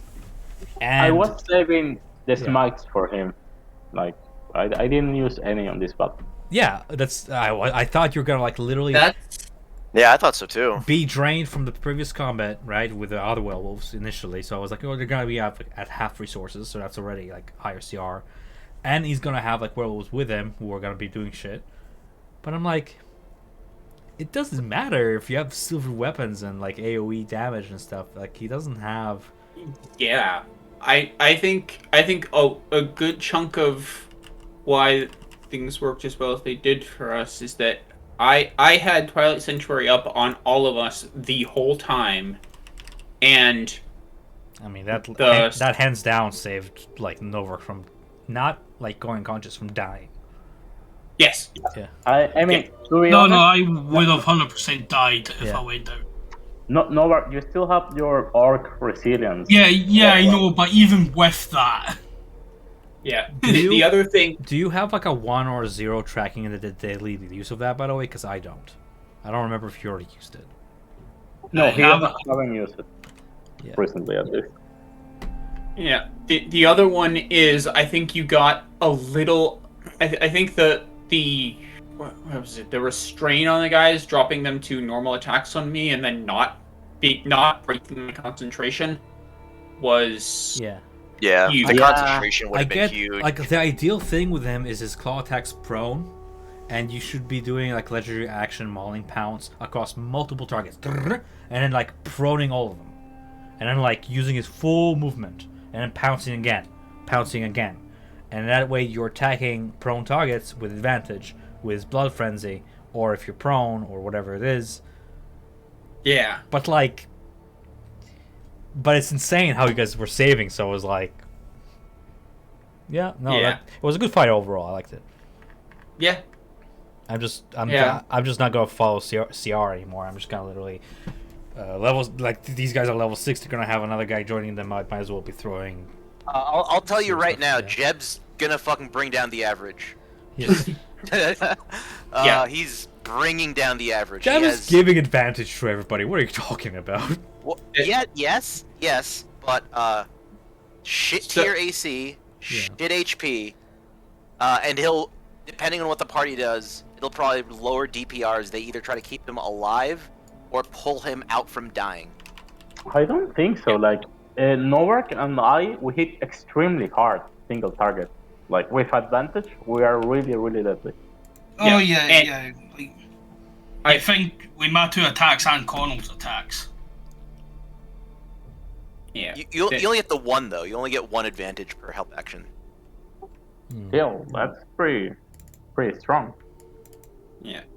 I know the advantage will do me 0 good.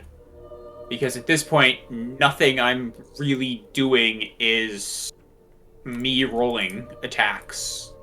All of my actual power comes from saving throw spells. I have spiritual weapon is the only attack roll I ever make.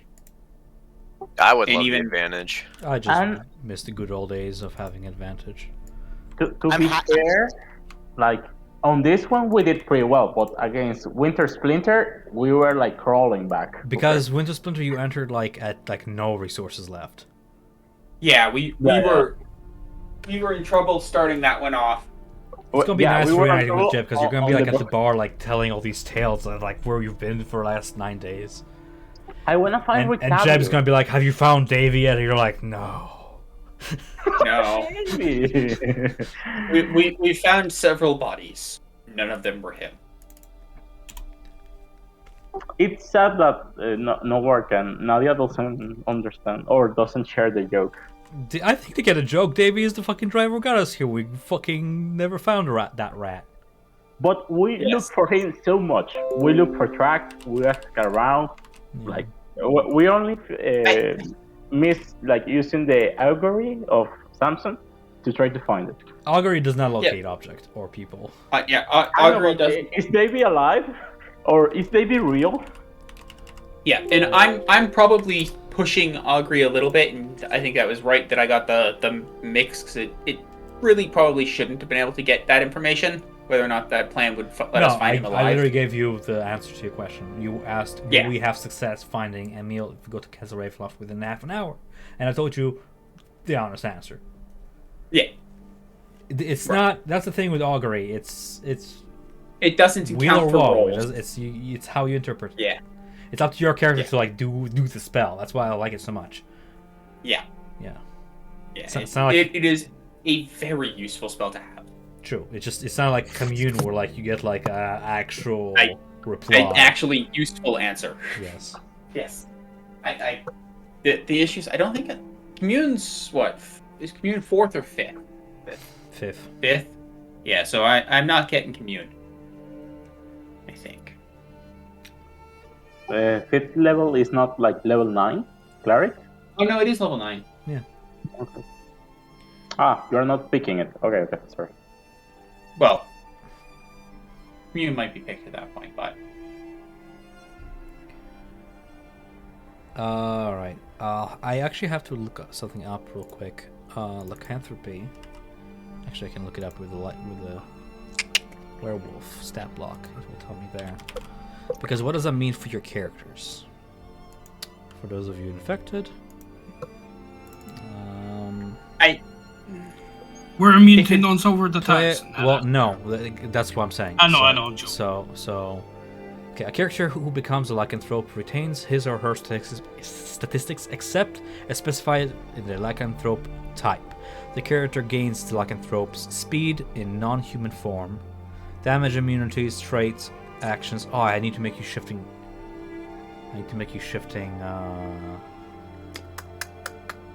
Tokens is what I'm saying. Traits, actions don't involve equipment. The character is proficient with Lycan-Nope's natural attacks, such as the Bite and Claws, which deal... I'll have to add Bite and Claw attacks to you guys, which deal damage as shown with the Lycan-Nope statistics. Well, ideally, you guys add those up. I'm just noting that they have to be added. The characters cannot speak while in animal form. A humanoid hit by an attack that carries the curse of lycanthropy must succeed. Yes, we already done that. I'm not gonna force alignment change. That's dumb. You keep playing your characters. You're just infected. I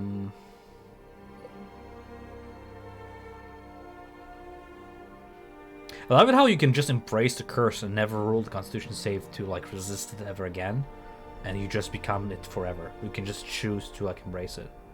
It's a neat angle on that. So for werewolves, the character gains a strength total of 15 if his or her character score isn't already higher, and a +1 bonus to AC while in wolf or hybrid form. So keep that in mind. Attack and damage rules for the natural weapons are based on strength. Questions? For those of you infected? Wait, those are scores we'll have right now? So what is your strength score right now? Stop game. Yeah, I am. It is 10. So it's 15 now. Damn. Damn, indeed. Now you can get heavy armor. No. Yes, that's true. Welcome to the 18 AC League. Heavy armor's not comfy. All those sharp rivets and whatnot, uncomfortable.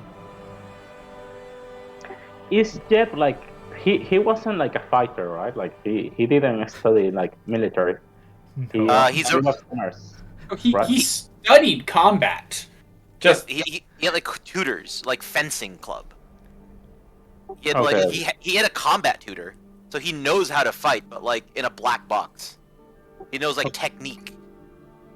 You know, I was asking you because Battle Master have like rally, use your reaction to attack. I mean, tell another one to use the reaction, tell another one to move, something like that. That is very Jeb, telling Yeah, people yeah. what to do.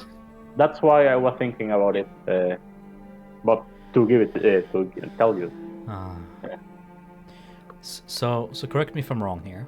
The way I'm reading it for players, you can choose to lose control and turn to your hybrid or animal form at will. On a full moon, you don't get a choice.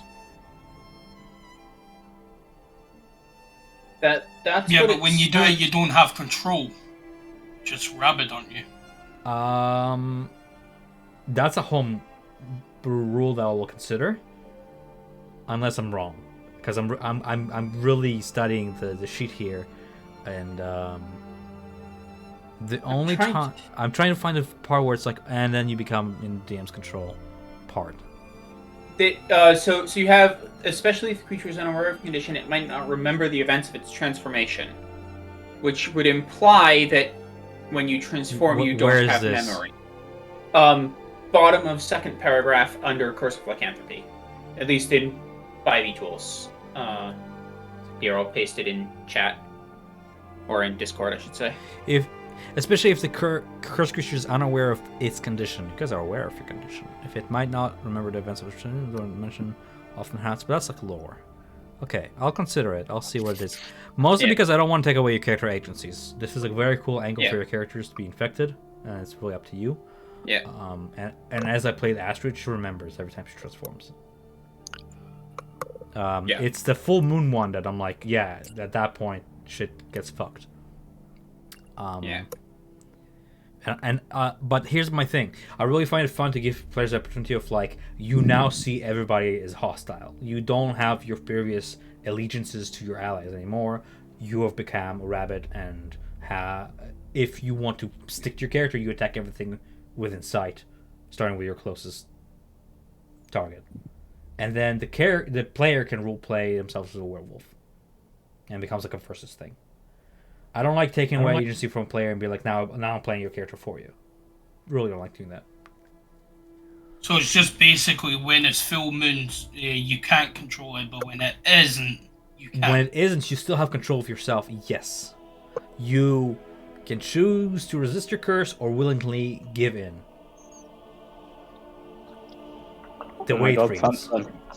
What else is gonna happen to you, man?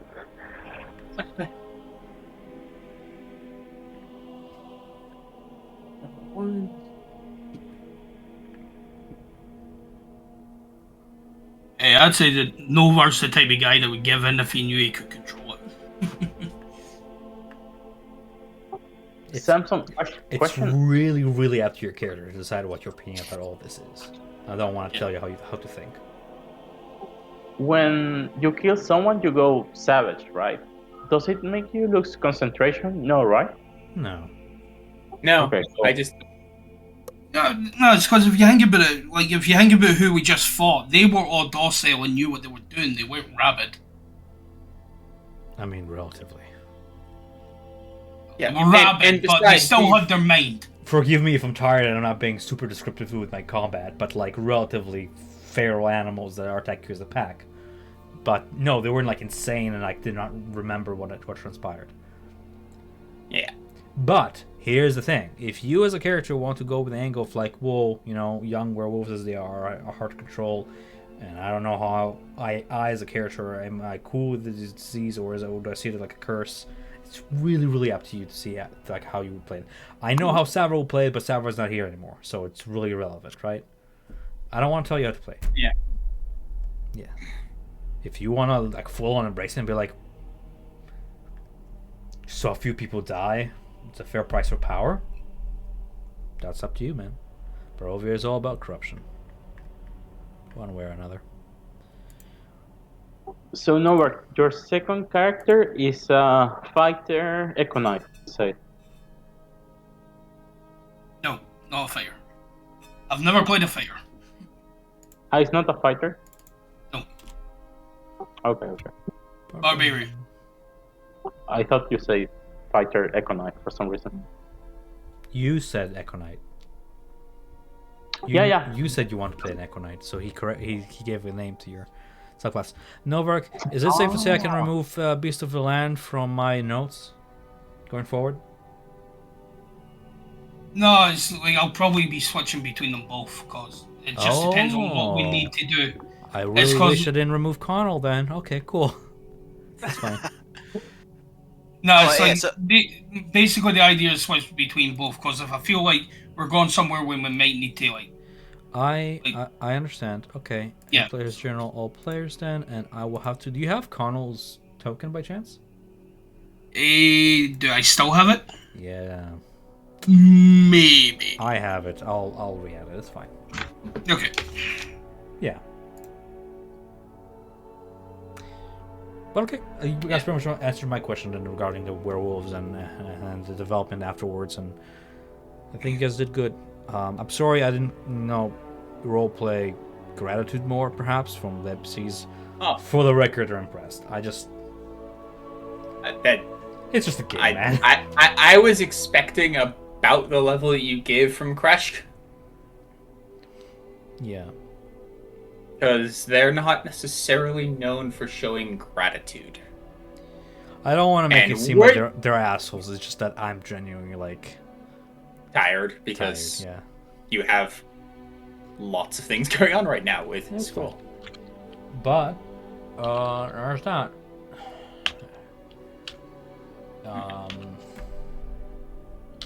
Commander Strike. What's that? Just what Aya was saying about. I thought it was just you have to take the action, the attack action, and use a bonus action to command an ally to use their reaction to attack. I think given all of the action economy, 2 help actions is like ekes out having someone essentially get a free reaction attack. It's very expensive to get someone else to attack. Yeah, really expensive. Rightfully so. No, of course. I just meant like given the Yeah. if it was like an action or a bonus action, or even like reaction and bonus something, but like action and bonus action is a bit too expensive. Yeah, because otherwise it becomes Oh, of course. mechanically it doesn't work. Well, it's limited to superiority die, so Yeah. even then, I'd still only be able to do it twice. Can I ask you guys Yeah. a question? Yes. If Zuleika did not get persuaded by you all after you threw the whole Night Mother thing, our argument, if she was not persuaded to let the children go, would you have like fought her? I was not. I thought about it for a second, but no, I wasn't gonna kill.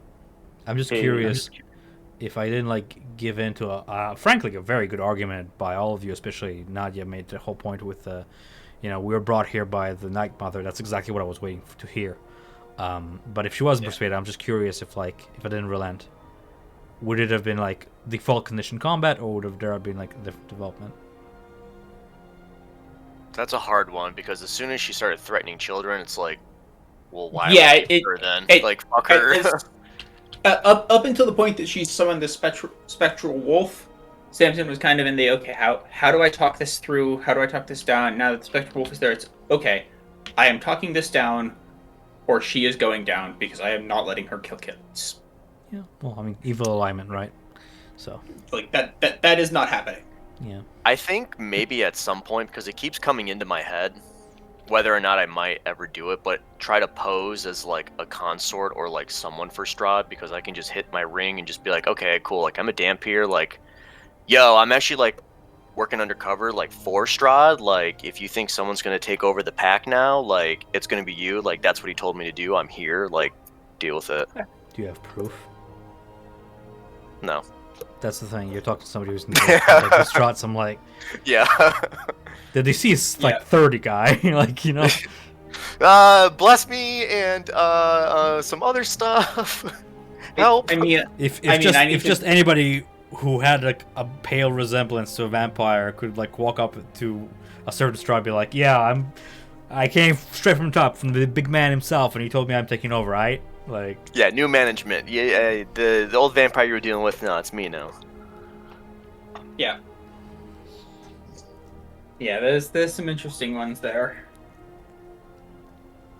Oh, well, technically I could just ask, be like, oh, here, give me the Tome of Strahd, and like, now it's in my possession, and be like, cool, like, do you think he would have entrusted me with this? Now you're thinking. Now you're actually thinking. Well, Boom! I'm using my big brain, my giga brain. Yep. I was trying to come up with a way to use or is it my phantasmal force to get through this without full on combat, but I could not come up with a good answer of a 10-foot cube illusion that she would believe that would get us out of the situation. Also, that spell has probably like verbal components. It does, but the illusion, right? And so I was trying to come up with something for it, but it wasn't working. Because I could do something where I try and cast something, nothing I understand. happens, I'm just saying, then, if logically, Yeah. imagine if that's happening to your player. If you see an NPC starting to verbally like start making a spell that seems to you, somebody who knows Arcana, to be like some mental spell that like, you know, it's probably hostile intention, and you have access to like things like counterspell or whatever, you're gonna use it. Yeah.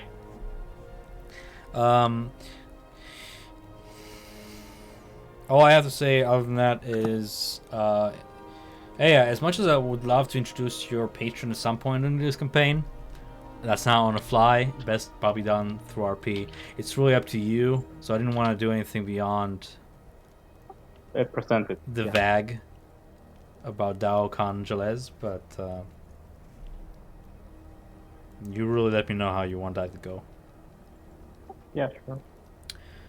But that's it. That's all I got to say. Thank you so much for playing. I'm gonna cut the recording here. I don't know why I'm still recording.